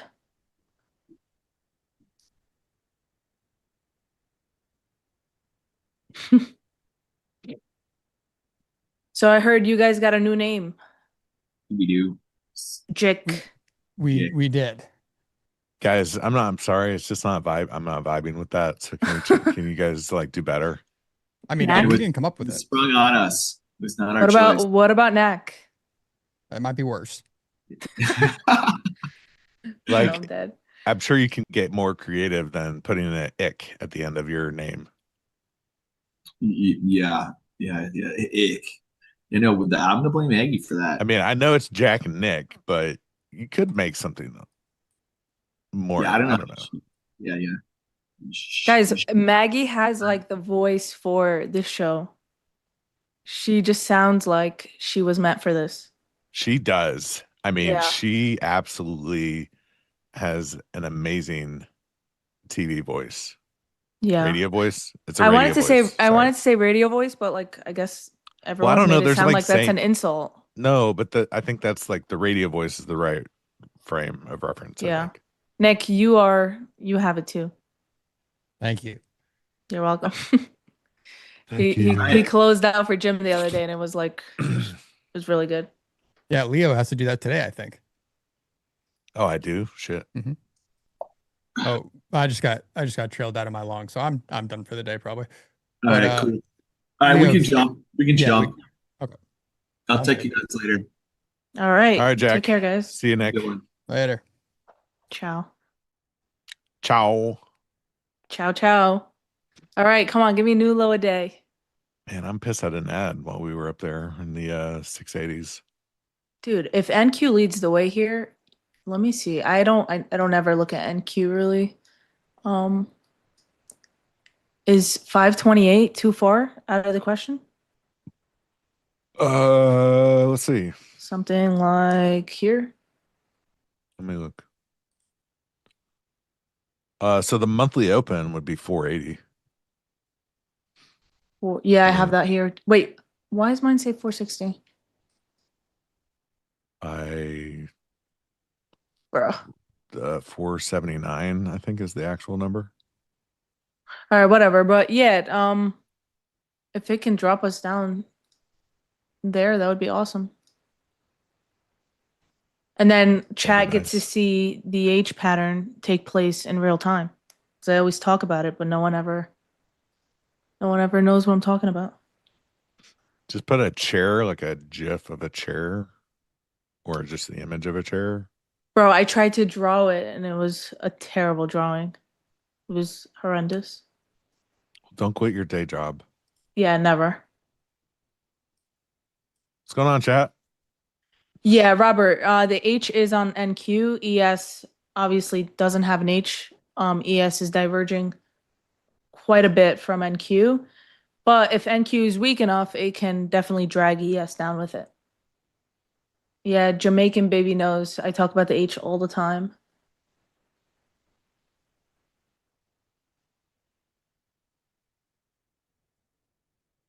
Chillin'. Paper cuts. What up, players? What's up, Fractal? Robert Patrick is asking me, what's the H pattern? Okay, I will, for the sake of doing it again, I will just show it. Do it again. Yeah. Draw Guys, it out. please, I'm not an artist by any means, but She claims to be an artist, just so in the DMs, she tells me she's an artist. So no. But don't let her lie to you. it's a lowercase h. Okay, so you're gonna have, oh God, that's horrible. Just pretend that's a straight line. Okay, you're gonna have a straight line down and then an H. So basically, like Leo said, like a chair. You can. So we have the one big candle that dropped us down, and then buyers stepped in, started to push price up. Then sellers came into the picture and started to push price back down. And in order for this H pattern to work out, it would, we would obviously have to we'd have to get to like 598, and then you'd want to see new lows on the day. That is the H pattern. And then if it doesn't H, the other pattern that can come about would be the W, which would be like the reversal. Okay, I don't know why my W's in the drawing looks chat. like that. Isn't it concerning that we have long wicks to the bottom here on the 15-minute? Yeah, I mean, the wicks are just telling you that buyers are stepping in, but if this pattern holds true, then it should pan out. The only reason I believe NQ is seeing tons of buyers down here is simply because ES is a little stronger and ES is trying to push up. So once we have both of them stop diverging and get on the same page, we'll see a good move, in my opinion. If we were to have an H pattern, what would be the implied move to the downside? So Craig, I'm seeing obviously new lows on the day, and then my next level on NQ that I have would be a sweep of 527. And then maybe buyers would step in around 502 because I do have a fib level down here. But Leo is also seeing the monthly open. We can reach the monthly open. That's 478.50. The There you go. exact number. There you go. Okay, but back to my ES. And then someone in the chat is asking which prop firm is trading silver.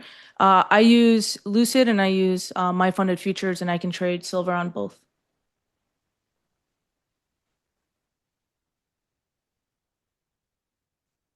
So what else is chat saying?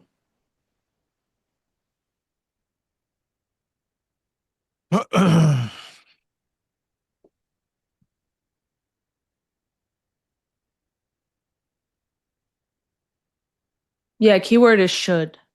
Not everything plays out the way you would want it to.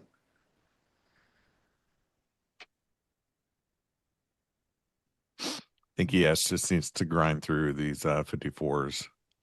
Yeah, ES right now is at the midnight open. So I would want to see us lose the midnight open, as well as I have a fib level here as well. 952. So somewhere between 952 and 954. If we can drop below, I think we see no new lows on the day.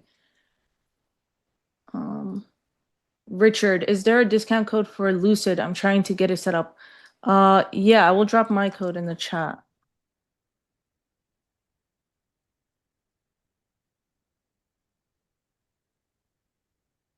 How do we have the delta on the side with the order flow package with NinjaTrader? So this is custom. So what you're seeing here is custom. So that's part of the order flow labs tools. But you can get something similar to this with the order flow tools from Ninja. The volume profile you can turn into a delta profile of sorts. I just don't know if you can do leg to leg in the same fashion we're doing it with the values, but I know you can get an idea just by the color in the bar of the volume profile. So you can do it, with the tools from NinjaTrader, the order flow package from NinjaTrader, just not exactly the same way. Okay, Armenian Muscle is asking about the larger candles to the right on my chart. This is an indicator that I use. It's just basically helps me see a different time frame. So right now I'm on the 15-minute, and in case this is what I have for the indicator is the 30-minute. So I have this here so that in case, I don't check the 30-minute, I can just see it right here. I can see what's happening, and then you can basically pick whatever time frame you want. The name of the indicator is called MTF candles on TradingView. I don't know if Ninja has something similar. What's MTF candles? Yeah, MTF candle. It's just showing you, this is like what Kane uses as well. It's just showing you like a different time frame than the one you're on. Oh, okay. So- yeah. I Yeah. see. So like if we go on the 30-minute, it disappears It's the because same thing. it's the same Yeah. thing. You can customize it to whatever time frame you want. Yeah.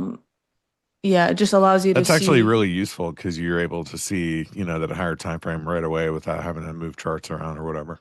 Yeah, the one that I use allows you to you can have multiple time frames, but then Yeah. it's just like too much noise. So Yeah. That's pretty neat. yeah, I like it. Especially because sometimes I'll be in between time frames, right? So you guys hear me talking about the 15, the 30, the hourly.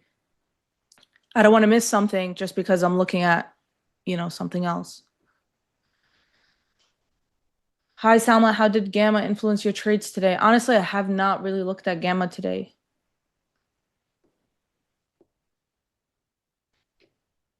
So I can't answer that. Should ask the question. Is Gamma in the room with us? You already knew. You already knew it was coming. Is Gamma in the room with us? That's beautiful when you already know the question. Come on, if I didn't know it by now, then what am I doing here? That's a good point. You make a great point.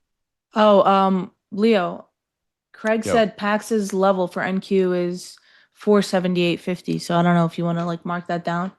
That's the monthly open. Oh, okay. All right, cool. Bro, so why is mine different? That's what I hate about some of these indicators. Like when you're using key levels, sometimes it will give you different information. Do you want to hear something fantastically cool? Sure, always. We, as an OFL, we are going to put out some tools for TradingView Let's go. that have those levels. So like the month open So all the monthly stuff, the open, high, low, close, VWAP, etc., and the weekly stuff as well. So you just plot it on the chart; it's always going to be accurate. Oh, it could be also that I'm looking because I'm looking at MNQ and not NQ. They do tend to differ, but I don't think it's by that much. There's like a 20-point difference between my level and Leo's.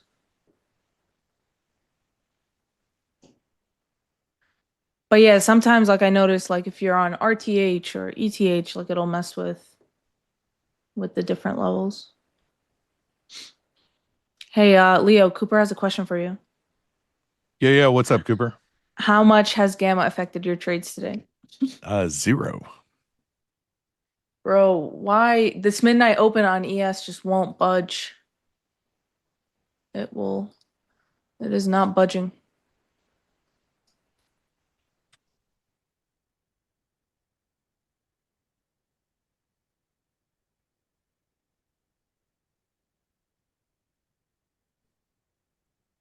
Trying to think, why did I draw this here? Sorry, chat, thinking out loud here.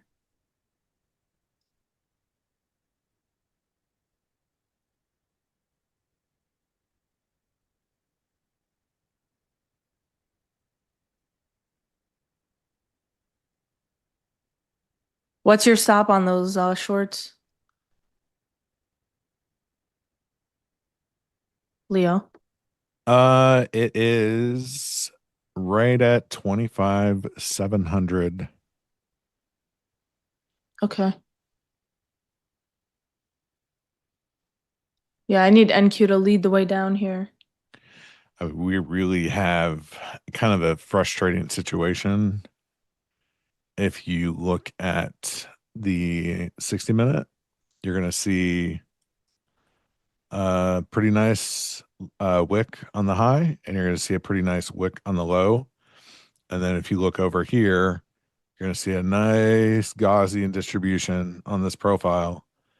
And it's kind of what we're getting right now is a large balance range. And you can see it on the chart. I still think the the pressure is to the downside. There's lots of, selling pressure. But there's buyers that are willing to step in at these 600s clearly and rotate it back up. So it's just a game of, kind of pick your spot on the edges and see if you can't hold a trade for that break. And that's what I'm holding for, is a break lower. But it's also feasible that we stay kind of locked in this range for, could be the whole day. I mean, it would be a shame if we just were range bound for the rest of the day.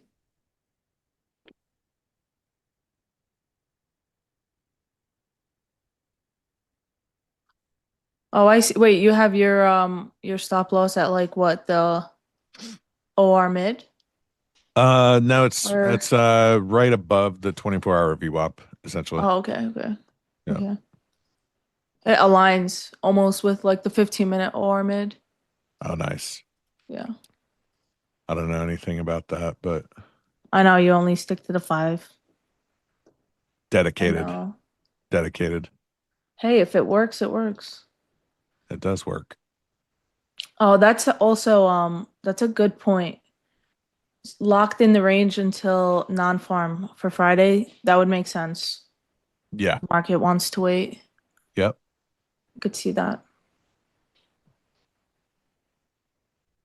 It seems like everything is diverging though, because even during pre-market, like or like before, New York session, I was watching silver and gold, and we had silver and gold just doing opposite of each other. So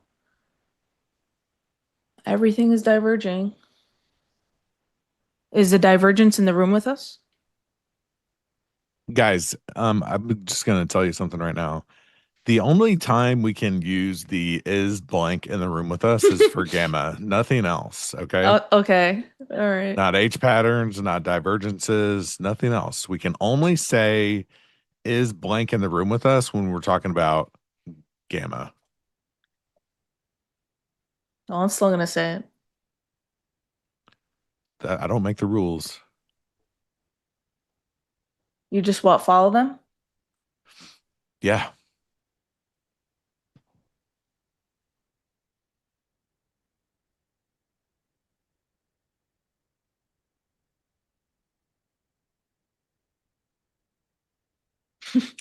Chat is all using that now.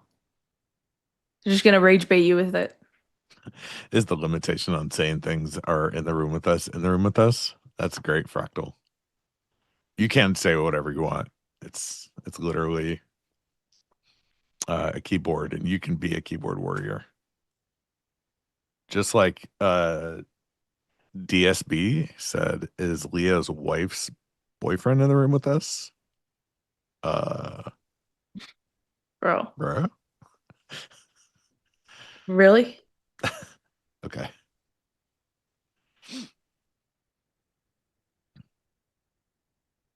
Yeah, apple butter. I think every single time I've been on this week, the 11 to 12 slot has just been range bound. We haven't done anything interesting. I would kick him out for that too, whistleblower. Yeah, we need There's some things that are funny, and then there's just, cruel and mean. stupid. No, just straight up stupid. Yeah. Banhammer. Yeah, disrespectful for sure. Consider him warned. Jesus, I don't know, Jesus. Did I Wait, you're say talking to Jesus right now? Bro. Jesus, I'm in Salma, 5 micros. where's Jesus? Bro, I'm dead. Oh my God, that's hilarious. Jesus is in the room with us right now. That's hilarious. But no, I'm in 5 micros from 61 on ES. Guys, I didn't even catch it until I said it, and then I'm like, wait, what?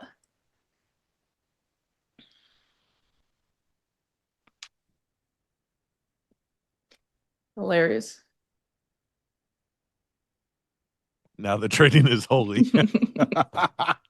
Bro. That's so great. There was like a tweet I saw, and it was like, no one is ever an atheist when they're max leveraged on a position. And it's like everybody's always praying that their trade works out. That is there's a lot of truth to that. I mean, yeah, when you're like down so much, I feel like the only thing there's left to do is just pray.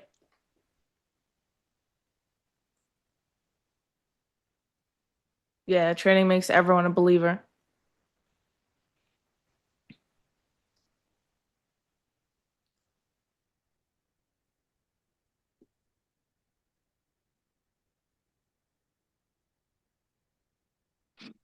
Somebody asked what I see on the ES market depth, and nothing notable.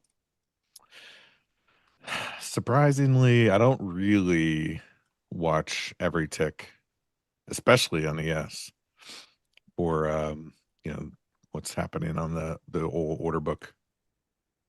And Q, yeah, I pay attention to it, but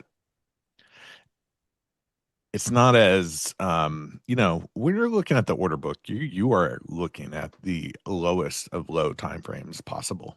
I mean, these are real-time orders that are hitting the market.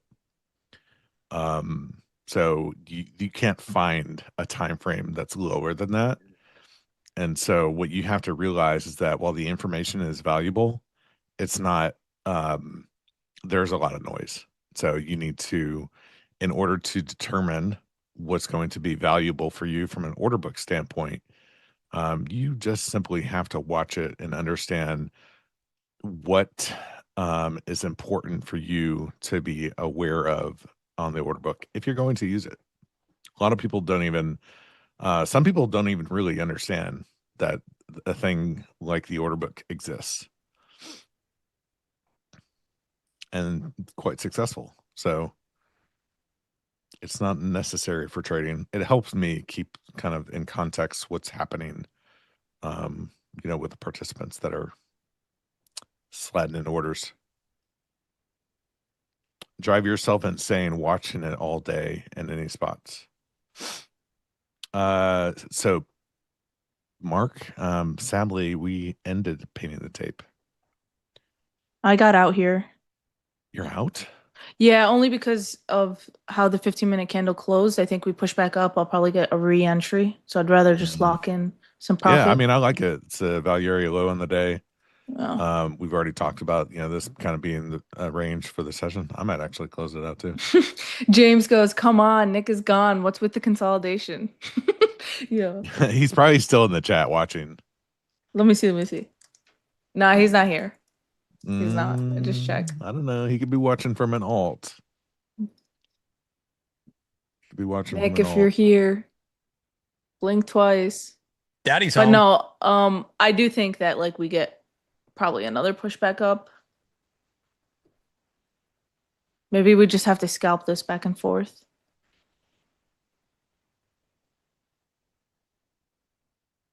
Yeah, Leo, are they allowed to say that? Is Nick in the room with us?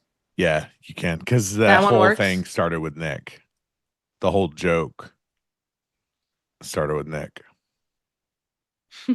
Someone goes, Nick, if you're here, leave. Yo, chat is ruthless right now. I know. It's crazy.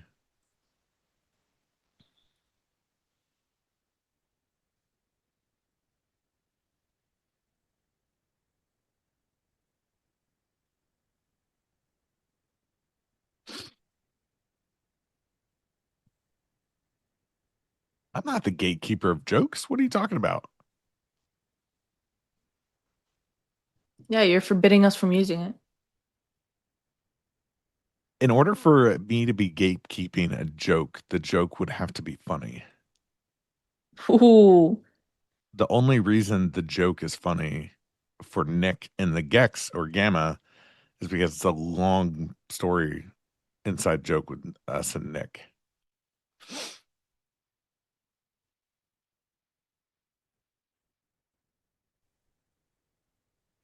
Nick is literally not in the room with us right now.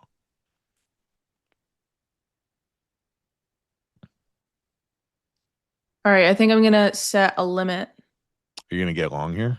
No, I'm gonna try and short again. I'm going to get long. Really? Yeah. Stop. Wait, what is NQ doing? It's that No. ES is pushing towards these highs, and I think they're going to, take out those poor highs they left behind. Okay, fine. Then I won't get in. I needed you can get NQ to short. do one thing. I needed it to just make new lows. Yeah, you can get short. Salma gatekeeps monitor talk. Mr. Monopoly, I let him talk about monitors for too many streams. One too many.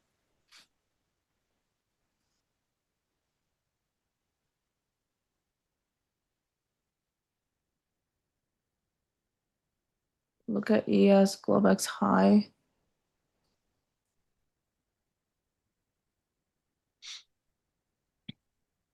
Yeah, I have it marked as this yellow line. It's actually where I had like my stops before. I closed my shorts. Thanks, Salma. You're welcome. Hope you made a little chunk and change. I wanted lower, but she don't want to give it to us.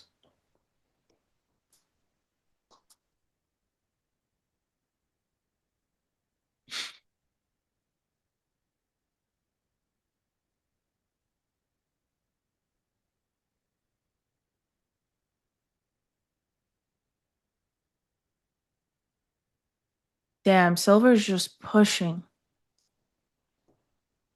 Holy moly.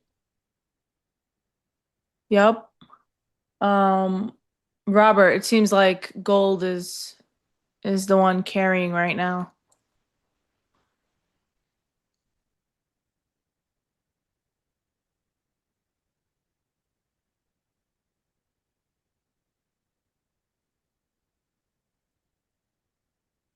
I actually have a level here on silver. If you drew fibs from the most recent high to low, then you would see that we're at the midpoint on silver. And that's where we kept rejecting from last night. See if sellers step in.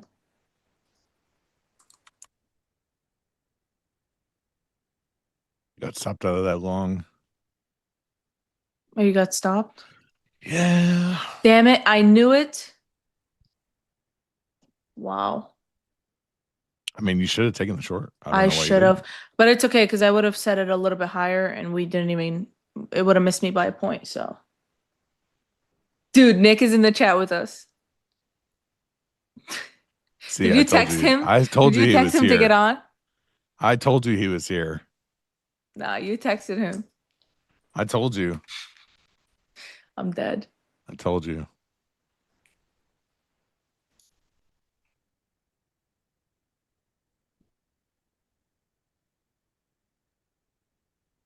I might give this one more try if we get some buyers to show themselves. Not yet. Whistleblower, it's because you're smart.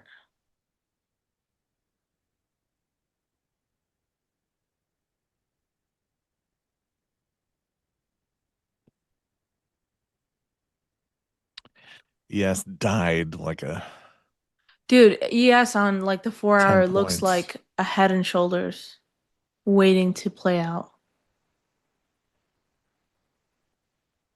Yep, I see that. You see it? Mhm. Yep. And then like, yeah. Yep. Damn. That would have been a really Alright. good short. I'm gonna give this another shot here. You going long again? Yep. All right, nice. It's a spicy one, but It could work.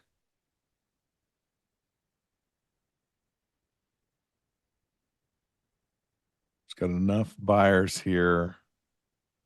I think ES is at the low of its value area. Just thinking buyers showed up for a minute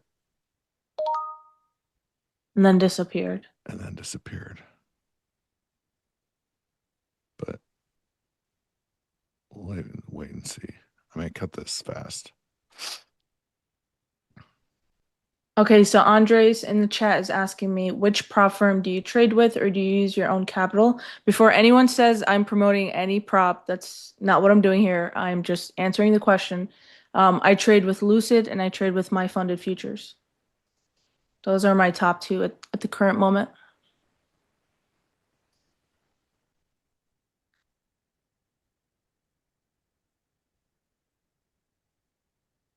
All righty, let's go.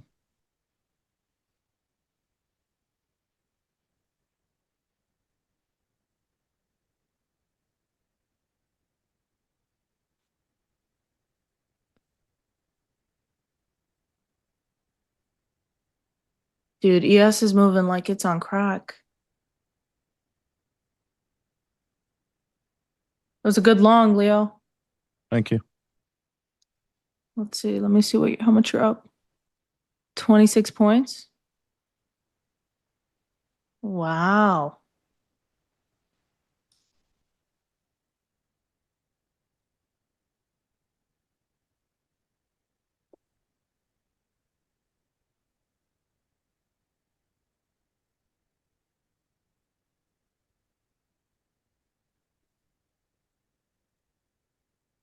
Cat's going crazy for your trade.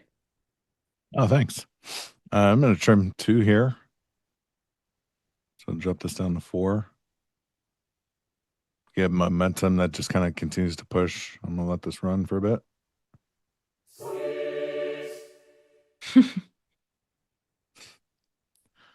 Is Craig still in the chat? I don't know if he's still listening. Oh, nice trade, Seagulls. Took it with me out half here. Oh, Craig is in the chat. Craig, are we in positive or negative gamma environment on the day? Because, yeah, I can't tell with the way we're moving.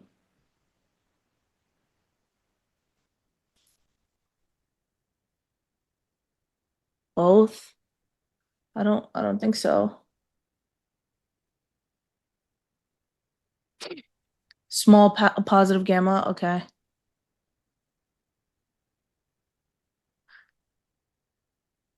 Yeah, I figured because we're moving slow, but we are seeing some whiplash action.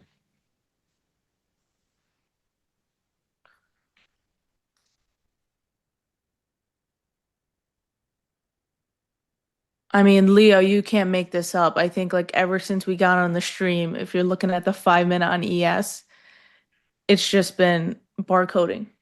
Yeah.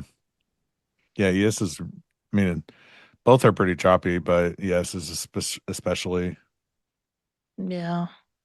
more so. I mean, it wants to push higher, and Q is holding it back down, so the barcode makes sense.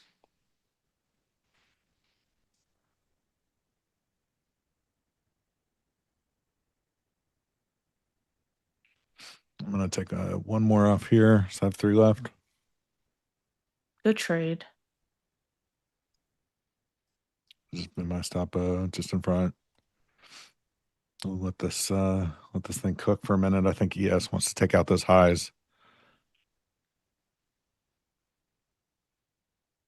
What was I'm your kinda- original size? I think it was 6, Okay, nice. maybe 8. I don't remember. So you're down to half. Mm-hmm.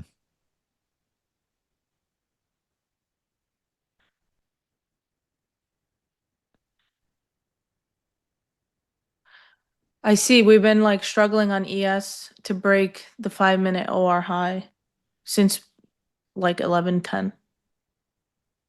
That's what we've been rejecting.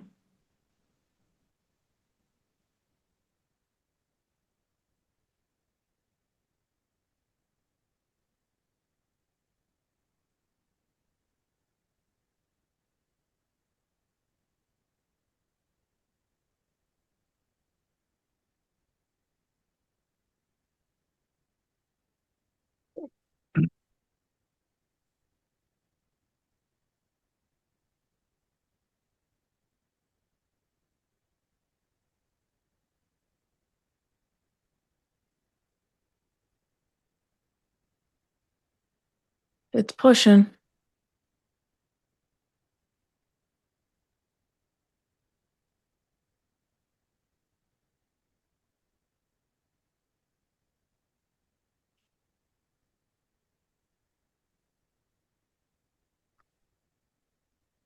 So guys, for NQ, anything above like a close above 685 would invalidate that H pattern.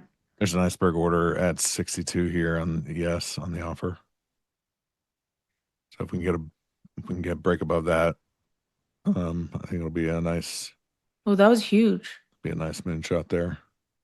Yeah, 1,700 lots have been Wow. completed here.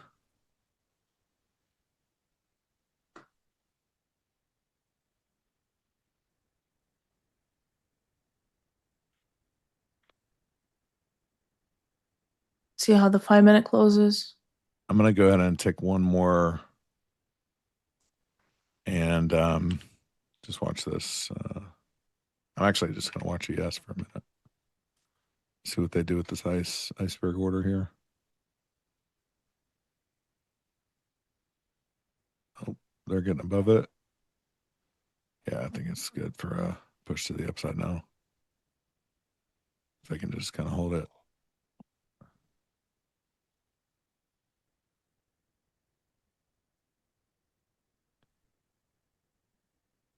Yeah, I don't know what's struggling here. Yeah, so there's here, I'll just take a screenshot of it and just bring it over, which is easier that way. You look the 1,800 lots on the offer here and building, so 1,891.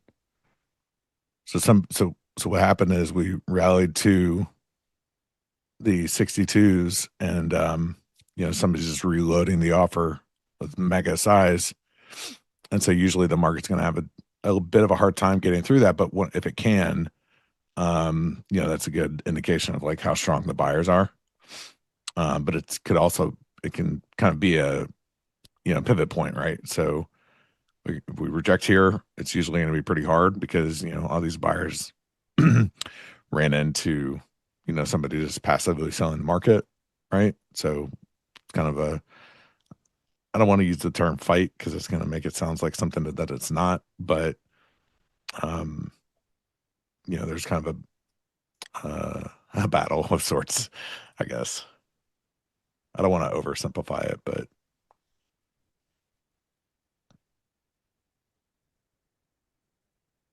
China waffled on NVIDIA chips. Yeah, there's an iceberg order here at 62 on ES. It's an aggressive auction. That's a great way to put it, for Tintin.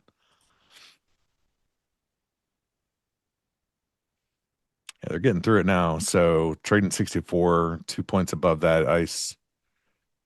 I think they would take out new highs here, and that's going to help my NQ trade for sure.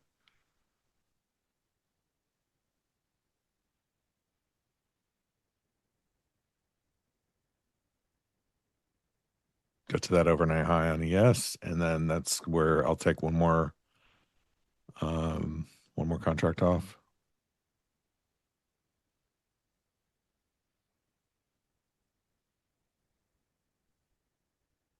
NQ will be hitting resistance while ES makes kind of new high a day plus runs into the overnight high. So it'll be a good spot to take profit if we can get up there. I don't see how ES doesn't just sweep the 69.70 level. Yeah, for sure. It's gonna take it out.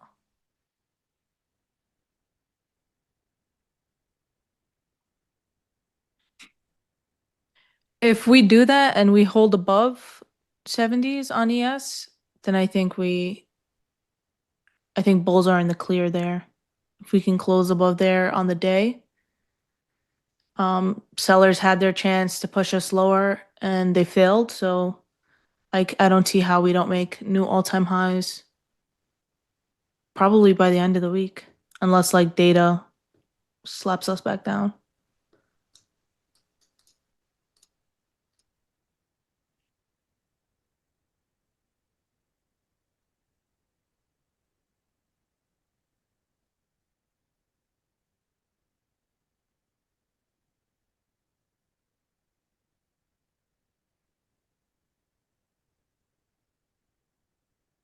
I'm honestly not fully convinced with NQ unless we can like get above 700s.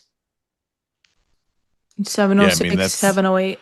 Yeah, that's the key area for NQ for sure. Yeah.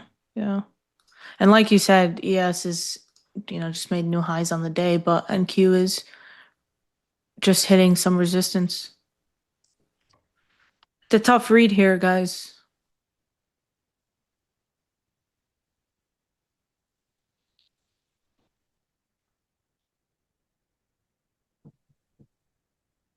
Yeah, it's a really tough read.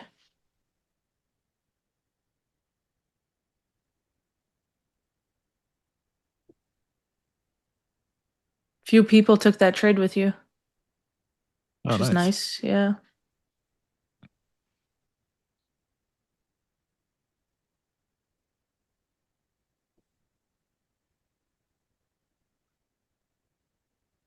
Yeah, young Bleezy, I mean, taking shorts here, I think is still a little too premature because we're just so close to sweeping that one level.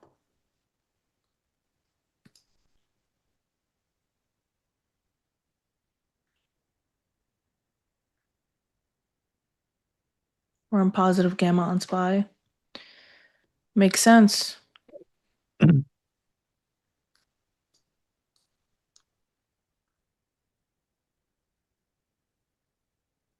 We are at that point where we're seeing a lot of selling, so I'm going to go ahead and take one more off and just leave myself with one.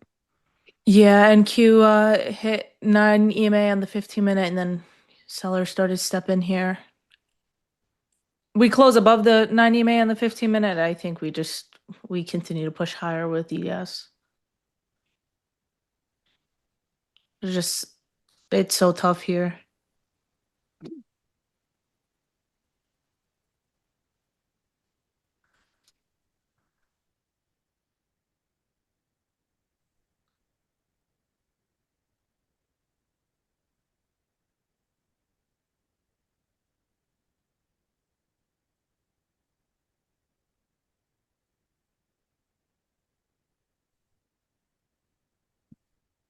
And we just slowed down a lot. Lots of offers at the highs here on ES, just kind of holding us.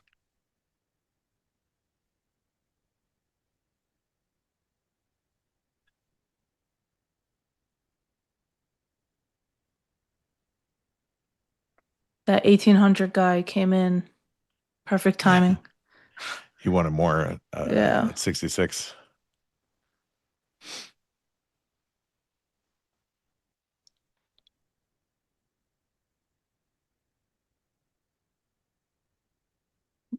See if they can hold it above or not. And sellers are trying.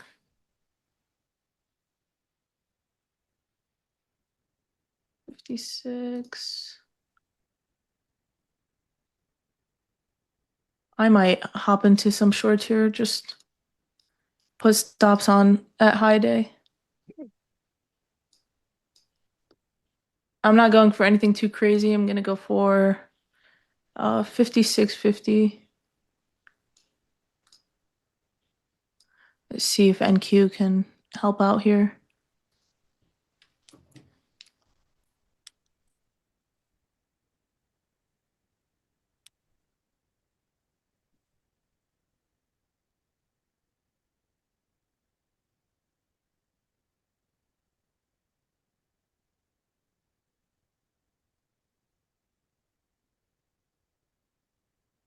Yeah, 1800 lot came in on ES at around 69.61. He pushed us up.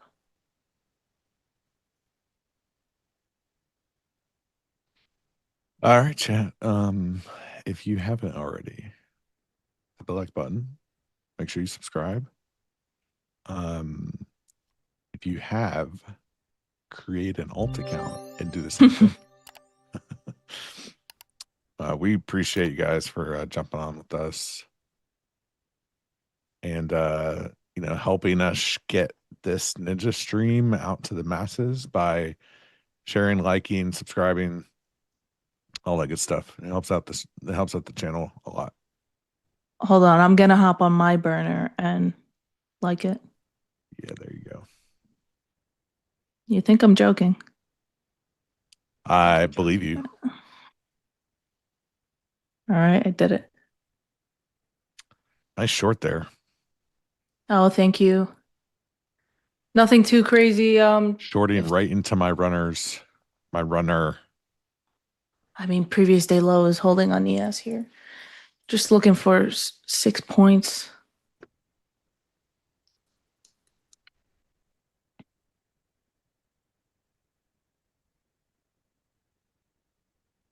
Come on, NQ, you can do it.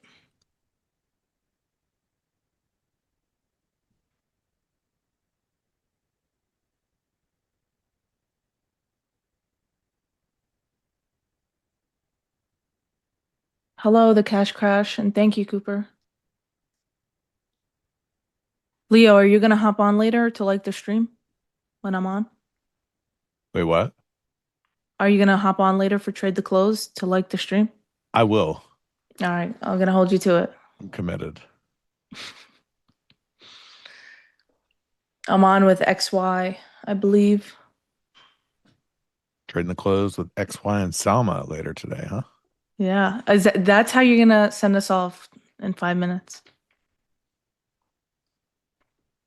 I think we gotta close out. Yeah.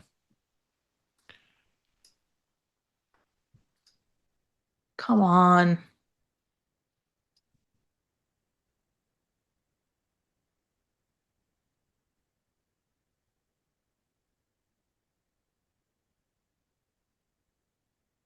Guys, watch silver here too at this 75.98 level. See what sellers do.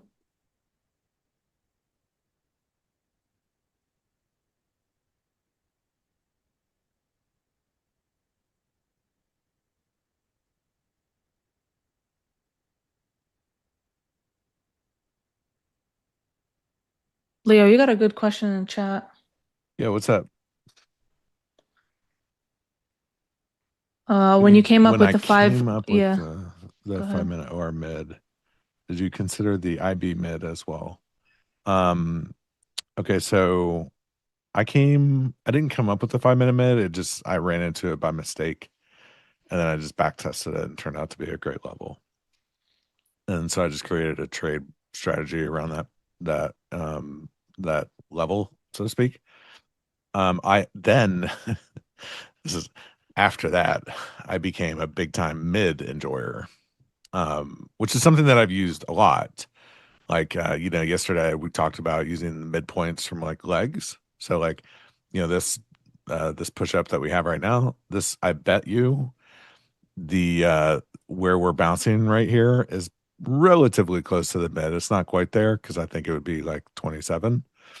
And so I looked at a lot of mids, and I did look at the IB mid.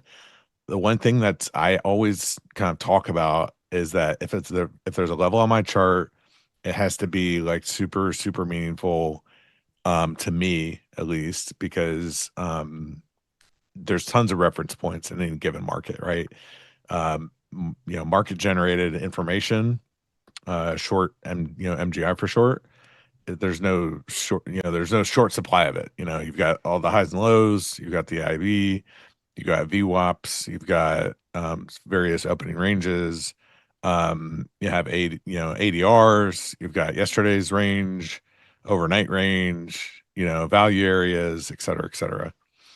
And so I did go down a pretty long path of looking at various mids, and the IB mid was definitely one of them, because I do keep track and am aware of what the IB is, where it is, etc. It wasn't something that I could really develop a meaningful trade, like a specific trade setup or scenario based setup, and so for that reason, I don't really track the IB mid. For those reasons, I'm out. Another good midpoint is like if there's a gap. If you have a gap, I like to look at the mids. Yeah. Yeah. Sometimes they like to fill the gap just midway, and then you'll see buyers step in or sellers, and then price goes the complete opposite way. Yeah. Other good mids are like the week mids. So like the midpoint for the week, the high and the low of the range, and pull in, that midpoint for the week.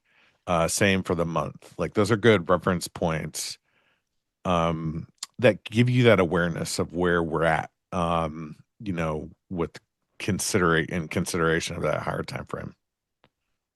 Add that to your the indicator that you want to make for key levels. It's on there. Yeah. Oh, nice. Mm-hmm. Nice.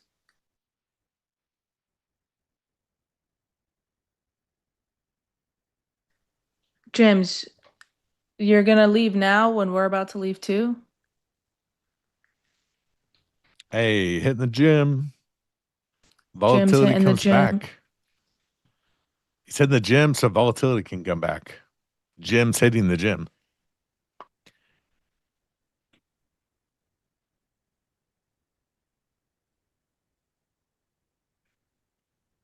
Leo, you can answer that question. Do you have all those indicators in NinjaTrader for us to use? Some are paid, so no, but the others, there's a weekly MGI and some other free tools that you can get at orderflowlabs.com on the freemium section. You can just download them right there. There's about 6 free tools, one of them being the weekly MGI. Freemium.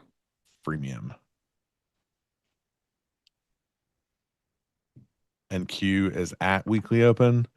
NQ's week open is way lower, which would be 431.5. Dude, ES just does not want to pull back.